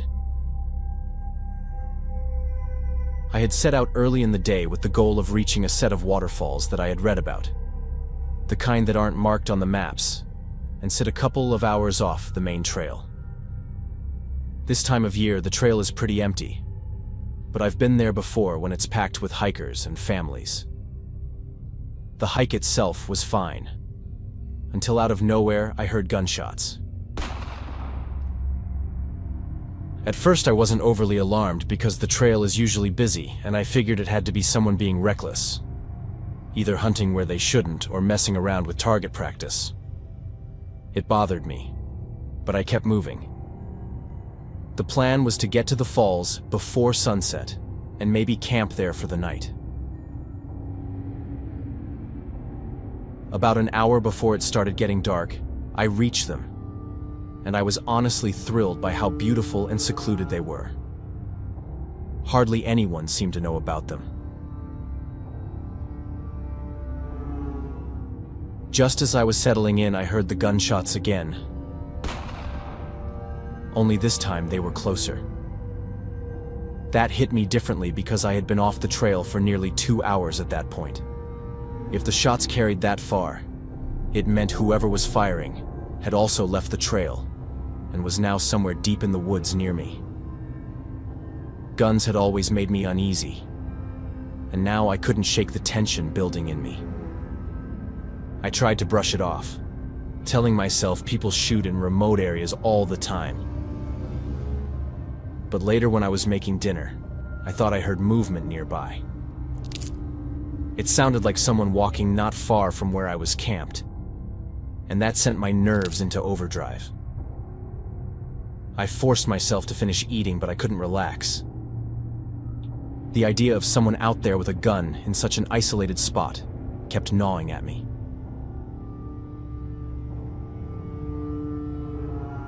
When I had first explored the area, I noticed a shallow cave-like opening in the rock beside the falls. A kind of natural shelter. I had thought it would be a good place to duck into if it rained. But as night came on, I started to think it might be the safest place to sleep. I grabbed my pack and sleeping bag and moved into that little hollow.